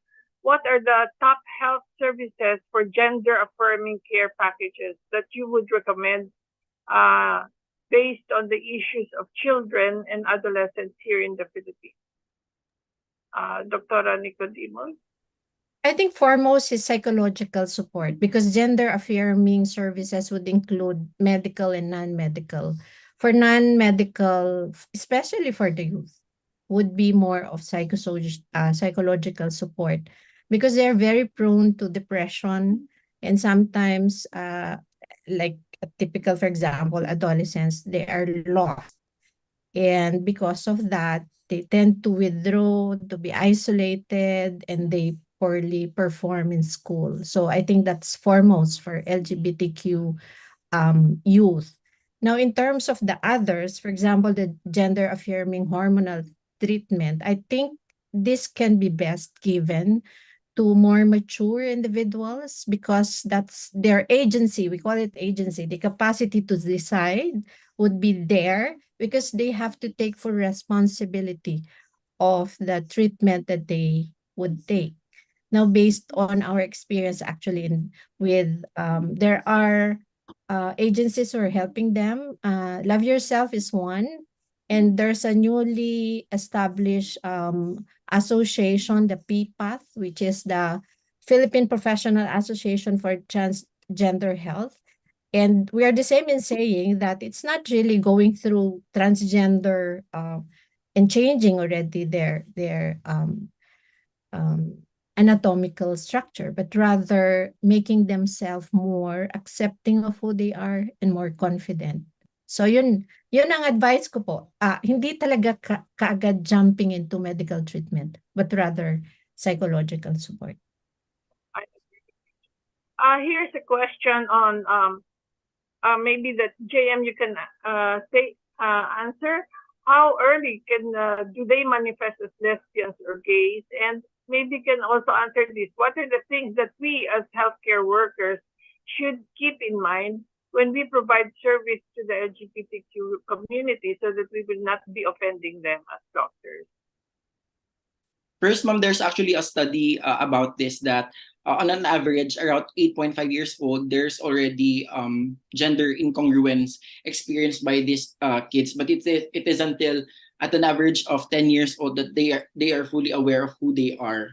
I think personally, from a very young age, I know who I am. It's just that I was afraid to show my true colors because of my family, of the fear of family rejection.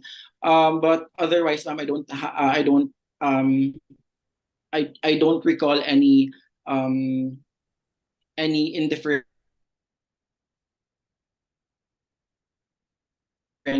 at that. Our services for the LGBTQIA youth, I think we also need to address what are the problems with this.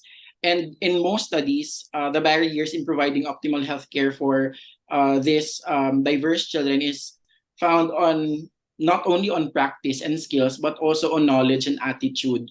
So those simple things such as using the right pronouns would actually help a lot, making the clinics welcoming and safer for these children can actually give social cues for them that perhaps this doctor is more welcoming of who I am, of my gender. Even letting them fill up forms wherein they have the freedom to write their own gender of their chosen gender. That would actually help a lot.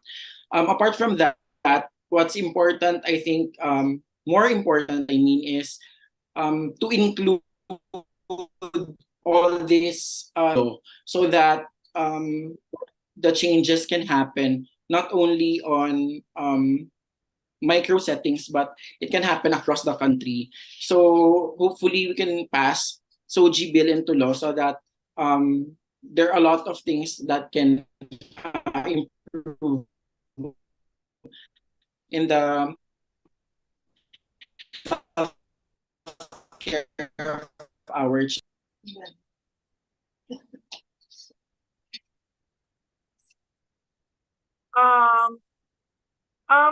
Dr. Nicodemus, how can we get others to be more open-minded about LGBTQ? So it's magic. actually we're really into the SOGI sensitivity or gender sensitivity, not really SOGI, gender sensitivity training. It's really developing respect of other people because definitely there are sensitivities, when you talk about SOGI. So if you know what it means and reflect how would you respond, then you will be prepared if you see somebody who would be representing what you learned. And I always say that SOGI is everyone's choice of gender identity, including us. So may tawag kasi talaga na cisgender. So ibig sabihin, it's the same with your sex at birth and your identity. Ang tawag dun cisgender, which is under SOGI. Ang mali that we need to change is that SOGI is only about LGBT. So gender sensitivity and SOGI orientation are two important trainings, especially for health workers, to undergo so that they are prepared and somehow they would come in terms in the dissonance in their values probably or faith, and they have to reflect. Because we also have to give respect to those health workers who would say it's similar probably to yung sensitivities of family planning na it's against their faith. So therefore, let those health workers recognize that. What we want to diminish would be the discrimination and inaccessibility of health services because of judgment or prejudices. So yun po. Very well put.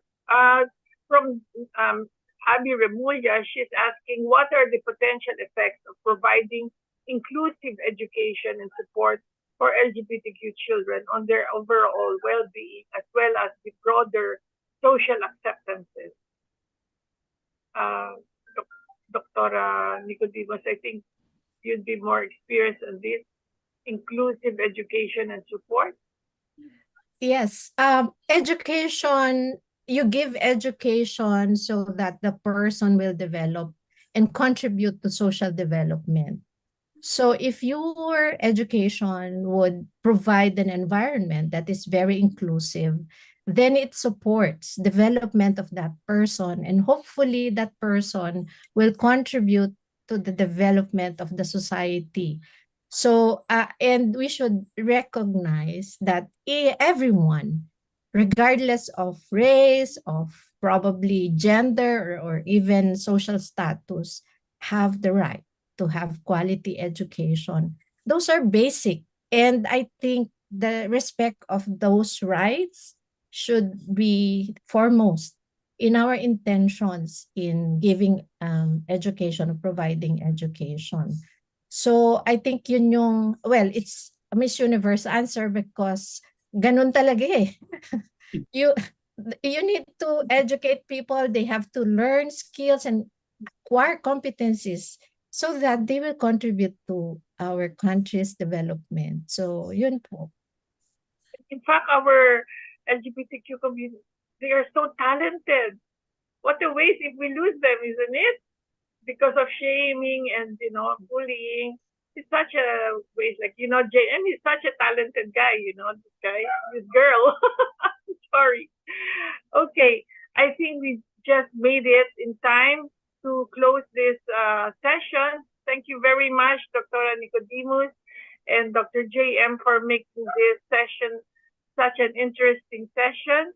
And so let me now give this certificate of appreciation to John Mardagane for providing his valuable time, effort to participate as a speaker during this prep school session on our 11th Scientific Forum, given this 14th day of July 2023, signed by our overall chairman of this Scientific Forum, Dr. Luchi Morales, the chair of the scientific program, Dr. Reggie Apulong, and of course, our chair, Dr. Jocelyn Yambao Franco, and medical director, Dr. Eugene Reyes. And this also is given to Dr. Leilani Apostol Nicodemus. Thank you very much for guesting and giving us this precious time of yours to enlighten our participants and our staff on this very interesting issue. So, ladies and gentlemen, let me now close the session, and thank you everyone for participating. There are 2 more days. I hope you look forward to the next 2 days with similar interest and participation. Let me now turn over to our moderator. Thank you very much.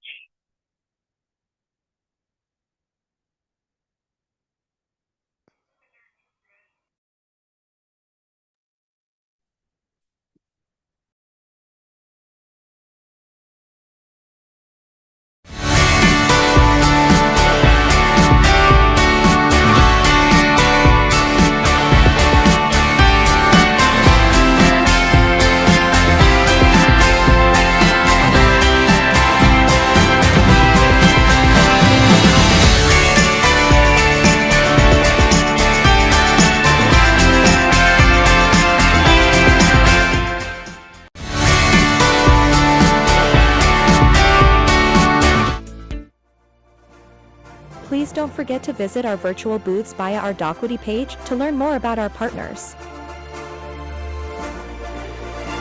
For this session, our lecture is brought to you by Sanofi Pasteur. Good day, ladies and gentlemen. It is my privilege to introduce to you the speaker for our next topic. Dr. May Emeline Montaliano is the head of the Clinical Research Unit of FEU and RMF and a professor of the Department of Child Health at the same institute. She is the president of the International Society for Tropical Pediatrics local chapter and a founding member and a past president of the Pediatric Infectious Diseases Society of the Philippines. She is a founding member and past president of the Philippine Foundation for Vaccination and the author of various locally and internationally published and unpublished research papers which pertain to infectious diseases, vaccines, and other pediatric disciplines. She is a contributing author to various pediatric handbooks and clinical practice guidelines for acquired pneumonia in adults, children, tuberculosis, dengue, and IMCI. She has been previously a speaker for our company as well as MSD, GSK, Unilab, and Pfizer. And this succeeding lecture has been created with Sanofi. Talking about the hexavalent advantage protection for our littlest patients, it is indeed my honor and pleasure to introduce to you our speaker for today, Dr. May Montaliano. Good evening, everyone. Colleagues, friends, and guests.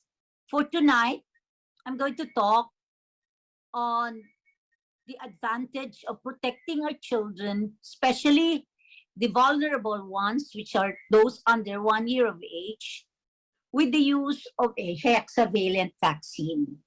Let me walk you through the objectives of my talk.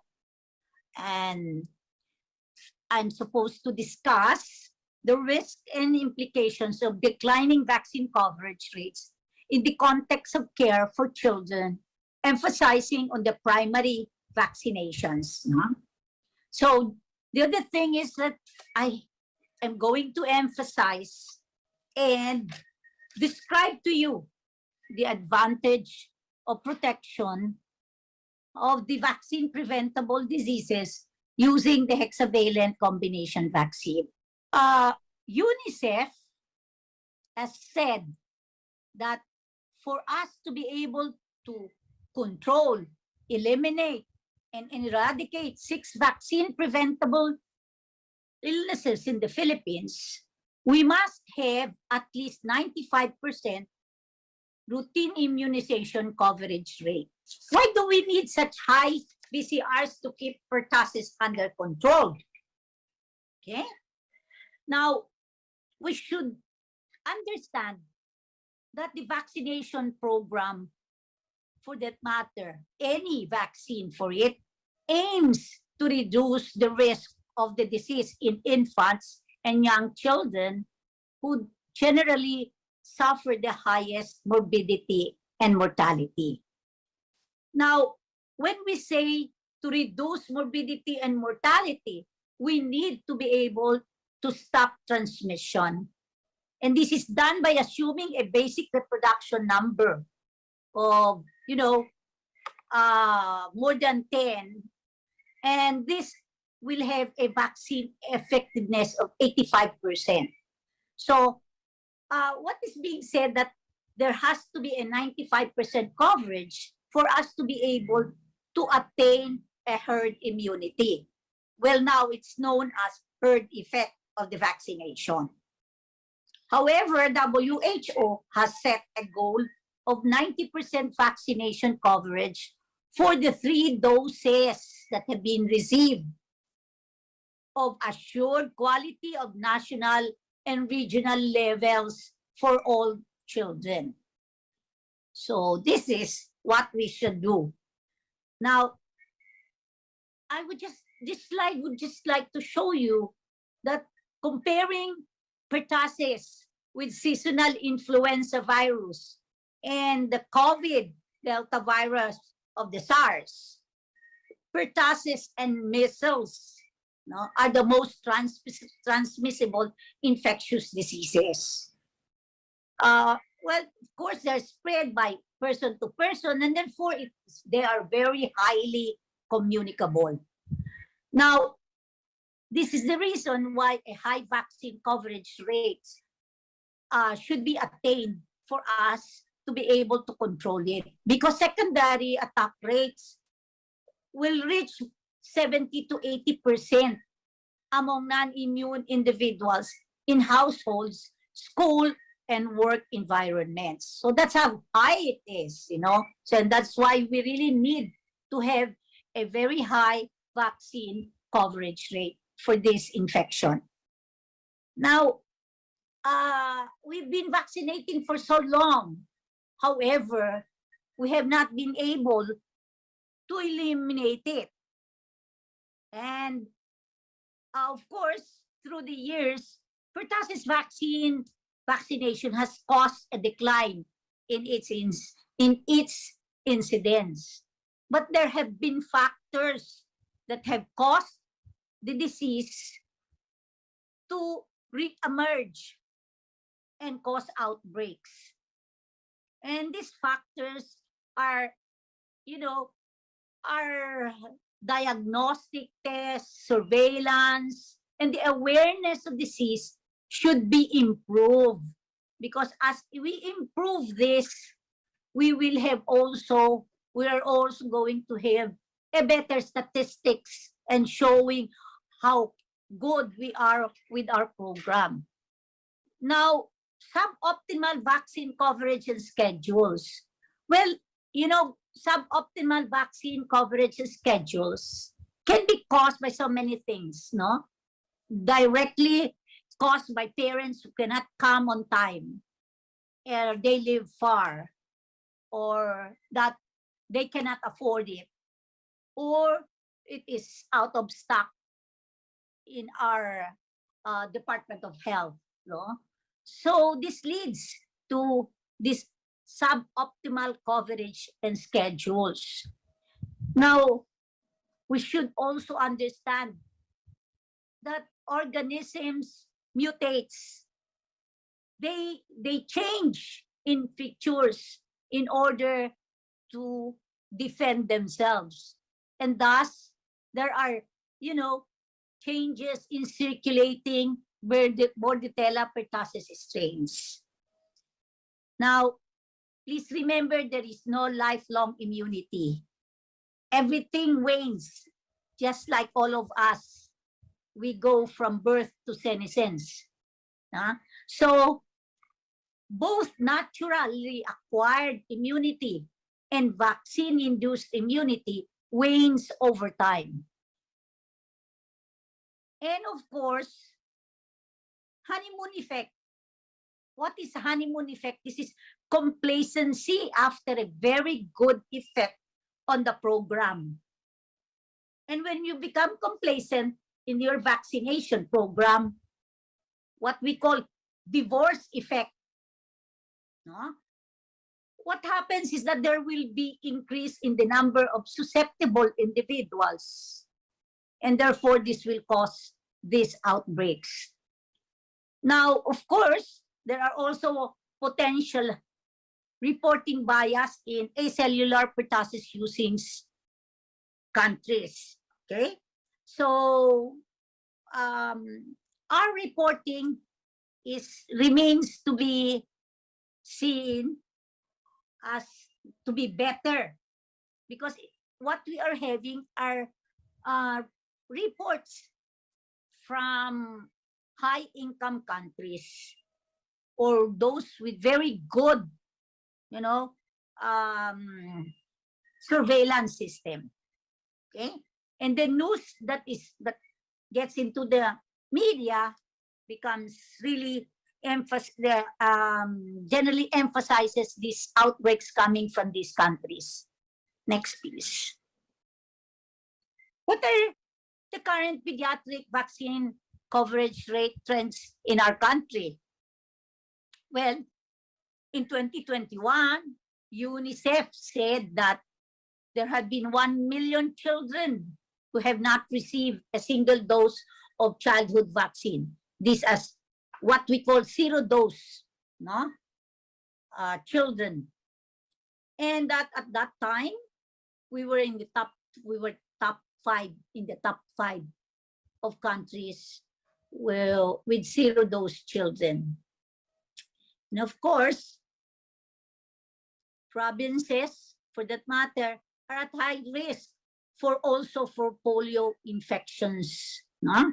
So they were able to show 67 out of the 81 provinces we had were at risk of polio infections.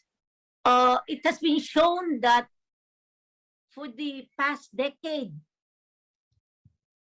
there has been a marked decline and most pronounced, vaccine coverage rate, especially in the year 2020 and 2021. This graph will show you that there is high incidence of the disease, no? Like HIV and also of the IPV, the polio. Well, not necessarily. These are the times when these vaccines were introduced. And as when they were introduced, they had good coverage. However, because of the many factors I've mentioned, as well as the pandemic that occurred, there has been a marked decline in the vaccine coverage rate of our primary immunizations. As a decline in suboptimal BCRs, what are its consequences? Well, when immunization is delayed, consequences are really potentially serious. So in this cartoon, you will see that in these 3 circles that we have here, there is that zero-dose children. And these zero-dose children, even if they haven't received the vaccine, okay, they may have gotten the infection and thus may have natural immunity, which over time declines. And of course, there are those who can be partially immunized, no? But however, this partial immunity will not provide herd immunity, optimal herd immunity. And thus, there will be an increased risk of outbreaks. And more especially, if you will have more children who will not be vaccinated at all. So there will be an increase in the number of susceptible children. Okay, these slides just show you that, fully immunized children and compared to the children who were susceptible, meaning to say, may not have received any vaccine, partially immunized. Eventually, when the pandemic came in, these children, even if they have been fully immunized, and comparing it with the susceptible, they had the same susceptibility to the infection because the vaccination coverage rate has declined significantly during this time. An example of a decline in the vaccine coverage or even the inadequacy of the measles rubella vaccination coverage, which generally, damage control lang ang ating ginagawa, which is what we mean is when there is an outbreak, where the outbreak occurs, we just do subnational immunization or immunization in that area. However, populations are always mobile and they can transfer from one place to another and thereby infect other areas as well outside of where they came from. Now, this slide will show you that outbreaks occur prior when the vaccine coverage declines. So you can see that in 2013 there has been a decline, but even in 2011 there has been already the start of the decline then, because we were all then working for what is known as measles eradication program. But we just target populations to receive the MR vaccination, and if they do not they are not vaccinated, they have not vaccinated fully the targeted population, then outbreaks can occur. Okay, so primary immunization and boosters will help, maintain the herd immunity. This year, the Department of Health, through the Epidemiology Bureau, have come out with this surveillance report. And since we're talking about pertussis in the preventing pertussis with the use of a 6-valent vaccine, you can see here that the report is that there has been an increase of 589%, no, in the number of cases of pertussis. So you can see with that and you can also see here that almost all of the vaccines that have been given in our country, no, during the year, this reporting of them, partial report of them from January to 23, that's already up to June, and has already shown you all of them, no? Diphtheria, measles, rubella, tetanus, and pertussis to have increased in incidence. So, this is just a summary but from the DOH Epidemiology Bureau. They said that in April 2023, the Department of Health reported that diseases that can be prevented with vaccines are again on the rise. In the latest data, pertussis has increased by 589% since the same time period in 2022. And therefore, the UNICEF Philippine representative, Dendev Norov, has urgently, said to urgently prioritize reaching zero-dose children with clear and time-bound strategies and targets by fast-tracking catch-up immunization and strengthening the primary health care delivery platforms. So this is how we can increase our vaccine coverage.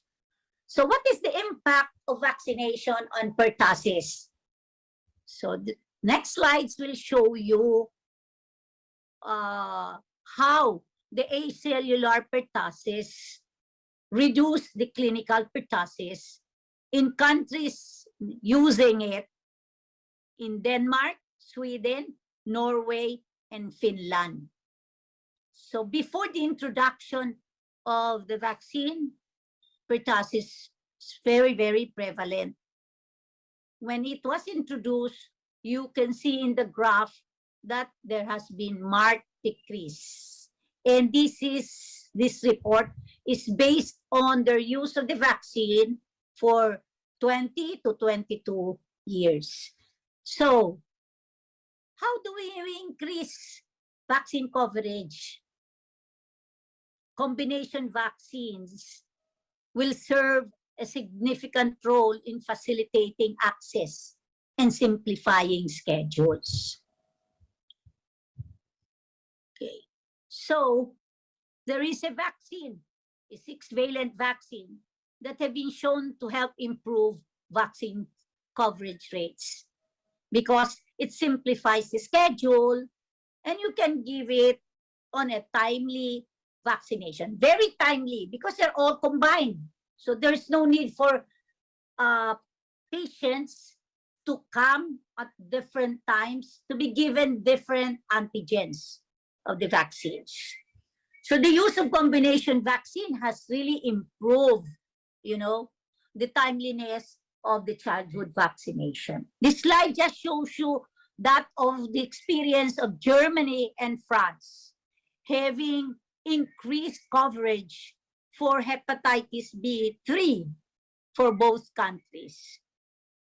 So that's the advantage of having this combination vaccine. So what makes it your vaccine of choice?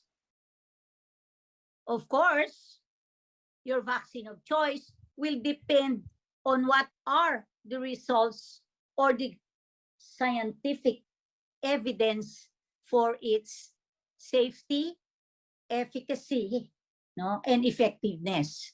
So these are the different clinical trials that have been done to assess safety and immunogenicity using it in different settings, using different vaccination schedules.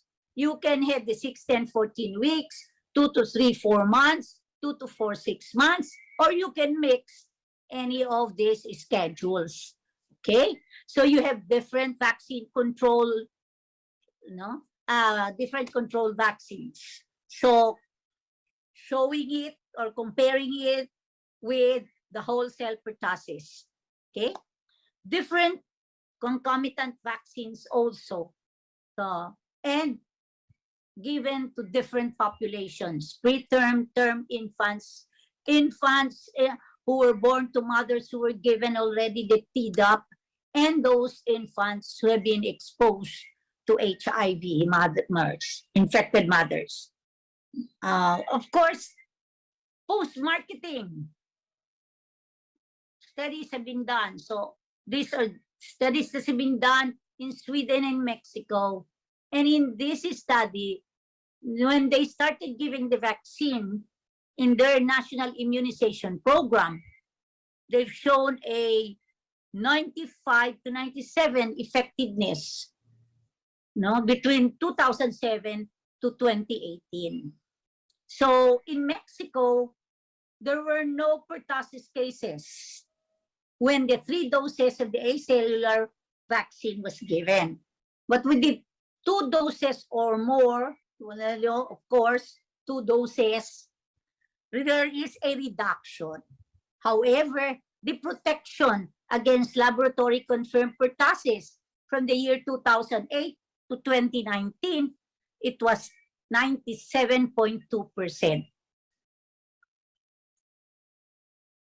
Again, data from Costa Rica, Sweden, and the United States have also shown the same thing, that the vaccine incidence had been markedly decreased and the protection has been persisted through the years. Okay. Of course, when a vaccine is to be given, our choice will be based on safety and immunogenicity. This is very important to us physicians and also for our patients' protection.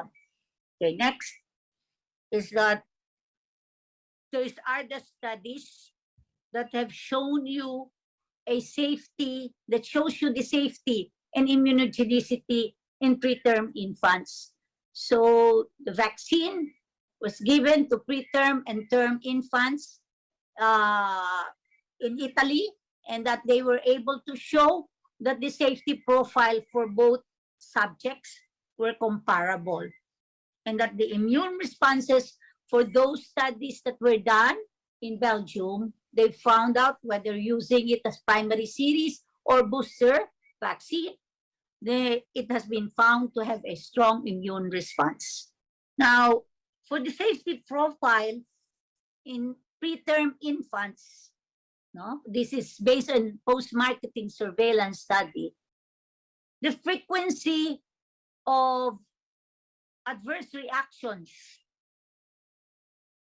common, solicited, this is the injection site reactions, mostly pain, redness, swelling, induration, and nodule. For the systemic reactions, there was irritability, somnolence, loss of appetite, and fever. But a small number had diarrhea. But looking into this, these are just common infection. None of them were severe. Not infection, adverse reactions, I mean. And that's a good safety profile. Now, as I've said, different, situations of the vaccination of the term and preterm infants. This is pertussis immunization during pregnancy. So mothers were given, no?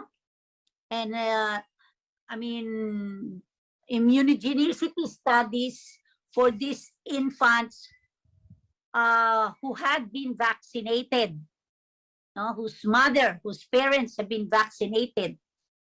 They were shown to have good, robust, or good immune responses for all antigens, be it in the primary and in the booster in preterm infants. And so with those patients, I mean, infants who were given to Tdap, whose parents, I mean, whose mother were given Tdap vaccinated women during pregnancy. So these are women, pregnant women given Tdap during pregnancy.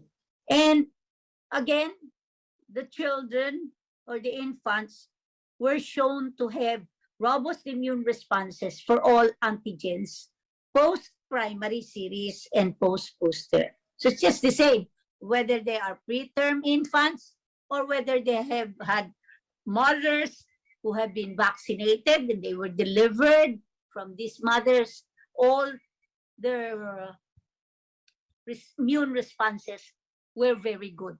So here is the graph, bar graph, that shows you that there is no difference at all in the immune responses between the post-primary series and the post-booster.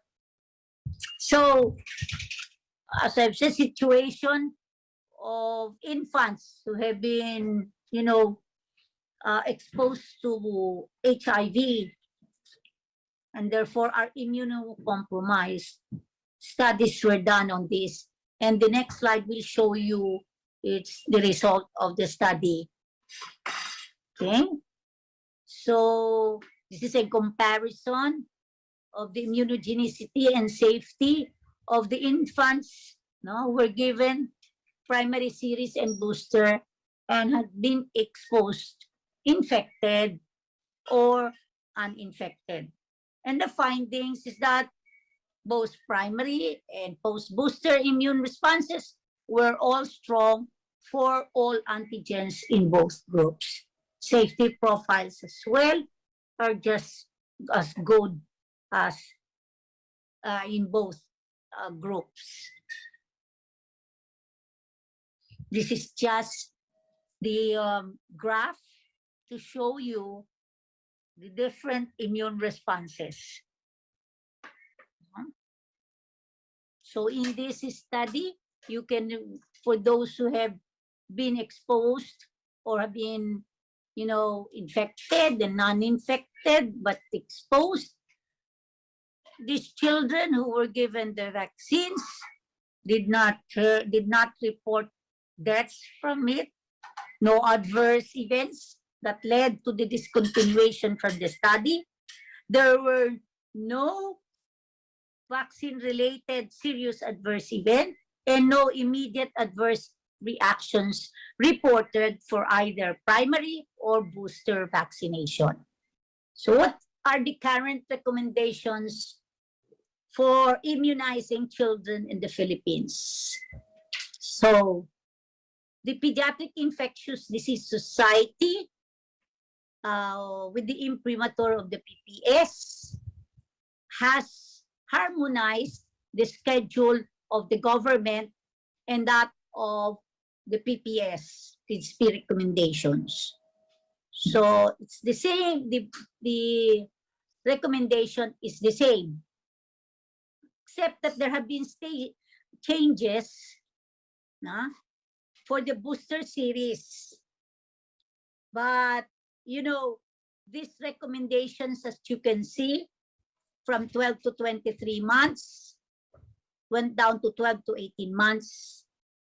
And then 4 to 6 years old, from 4 to 7 years old, and 9 to 18 years old, from 9 to 15 years old.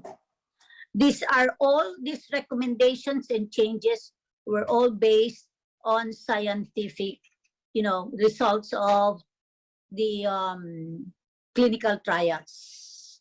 So, this scientifically documented. So this is evidence-based.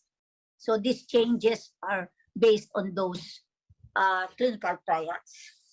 The complete pediatric portfolio of the 3 combination TTAP vaccines for primary series and pill that comply with the modern recommended schedules. You have these 3 different valent vaccines for the combination vaccines. So you have the 6 hexavalent, the penta, which is the 5-valent, and the tetravalent vaccine. Now, if you are going to look at it, please let me go back. Please remember that for children, for the pediatric age group, it's DTAP, TTAP. But when it's for the adults, adolescents and adults, it is TDAP. Okay? So I hope that clears it. Okay? Next. So what is our key message on this talk? Routine immunization is an important part of ensuring the protection and safety of our children against vaccine-preventable diseases. With the pandemic that we've had, as well as other challenges present, delays and breaks in immunization have potentially serious consequences. As physicians, we need to find ways to simplify vaccination schedules so that we can give the vaccine timely. Okay? On one of the ways that we can do this is through the use of combination vaccines. So we need combination vaccines that are highly immunogenic, are flexible for different schedules, as well as it can be co-administered with other vaccines, and that it is safe and easy to use. Thank you for listening. Monteliano for that wonderful talk. So we actually have a few of questions that have been asked, and one of the burning questions that have been asked is, how do we do catch-up vaccination? We know that the VCR in the past year has been quite low for the Philippines, and we would like to be able to help improve the vaccine coverage rate. So how do we do catch-up vaccination? Okay. When we say catch-up vaccination, there are 2 types of catch-up vaccination. One is that you have given the vaccine, okay, full series, everything, okay. But then you missed 1 or 2 of the series, okay? So, if primary series is 3 and you gave only 2, and the patient comes back at a later date, maybe 1 year, 2 years old, 3 years, you just pick up where you left off and continue the vaccination, your booster. Okay? Because your booster is supposed to be the earliest that you can give the booster after a 3rd dose, 6 months ang interval. Okay? That's the earliest time you can give that booster. So kung 2 doses lang nabigay mo, bumalik siya, bibigay mo yung 3rd dose. And then, the catch-up for the booster is 6 months later. So you give the booster na yun. Okay. Now ngayon, if the patient comes in and you gave the booster at 4 years of age, you do not give anymore the booster for the 5 years old. Kasi, ang schedule kasi natin is 6, 10, 14, and then 12 or 15 months, di ba? Yes. And then, before entering school. Okay? So, before entering school, and that's 5 years of age. So, kung binigay mo ng 4 years old, yung first booster niya, hindi na siya kailangang bigyan ng second booster doon bago pumasok sa school. Okay. Okay. Thank you for making that very clear, because I think that's something that confuses some of our physicians, our HCPs who are vaccinating. Ma'am, Okay, teka muna. oo. Di pa ako Yes, tapos? ma'am. Oo nga. yung isang catch up natin is that wala talaga siyang na-receive the vaccine. Yun. Okay. Paano kung ganoon, ma'am? Kung ganun, Halimbawa. wala talaga siyang natanggap. 1 taon na siya, 2 taon na siya. Right, oo. And Ganun diba, pa rin, oo. you follow still the same schedule. Okay. 6, 10, 14 o 2, 4, 6, ganun pa rin. Kasi primary series is always 3 doses. Okay. Yes. Tapos, as usual, as I've said, pag mag-booster ka, ang interval between the 3rd dose ng is 6 months. So you can give that months. So kung binigay mo ng, let's say, yung 3 years old, ang 3rd dose mo, ang booster mo, binigay mo, at finish mo, no? Let's say, 3 years old, binigay mo. So binigyan mo siya ng whichever, 6, 10, 14, or 2, 4, 6 na binigay mo, meron kang 6 months after, magbibigay ka ng booster, di ba? Yes, Okay, ma'am. so nabigyan mo siya ng first booster. That is before siya nag 4 years old. So that means to say by 5, pwede mo siyang bigyan ng second booster. Okay. Okay, that's perfect. Oo, kasi talagang I think that a lot of people were getting confused about it, and it's great na nailatag nyo siya, ma'am. Very clearly. Okay, ma'am, in the interest of time, may I ask you, what is your final message for our physicians as we move forward, as we try to increase the VCRs for our population, as we go out and spread the good news about vaccines? What is your final message for them? My final message is this. Vaccinate at all opportunities. And that you do not deprive anybody who would like to be vaccinated from any vaccine preventable diseases as long as there is no contraindication. And then the other thing that I would like you to remember is we are now moving into a schedule of immunization as a life course, meaning to say, from birth to tomb na ang ating immunization. Kasi, well, of course, ang talk natin ngayon is for the primary series and the booster for the children. But let us not forget that, immunity wanes. And therefore, what I'm emphasizing is there is no lifelong immunity. Mag-continue tayo ng mag-vaccinate, especially our vulnerable is in the very young and in the elderly, just like me, So I too received the vaccines, kasi there is such a thing as immunosenescence. So let's follow or let's take on the life course immunity. But for vaccine coverage and to emphasize on a good herd immunity, let us vaccinate all our children as long as there are no contraindications to it. Okay? Thank you very much, Mama May. That was great. Maraming salamat po. And thank you everybody for listening to our talk today. And we hope that you have gained something great knowledge. If there's one thing that you can take away, remember, vaccinate at all opportunities. Eka nga ni Mama May. And with that, we'd like to thank you very much.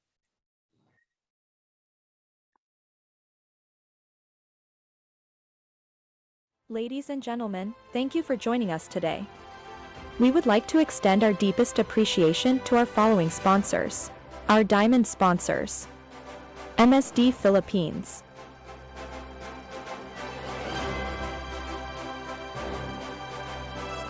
Pediatrica, Division of Unilab,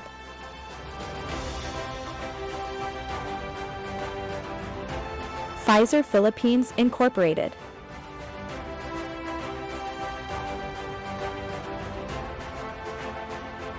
GlaxoSmithKline,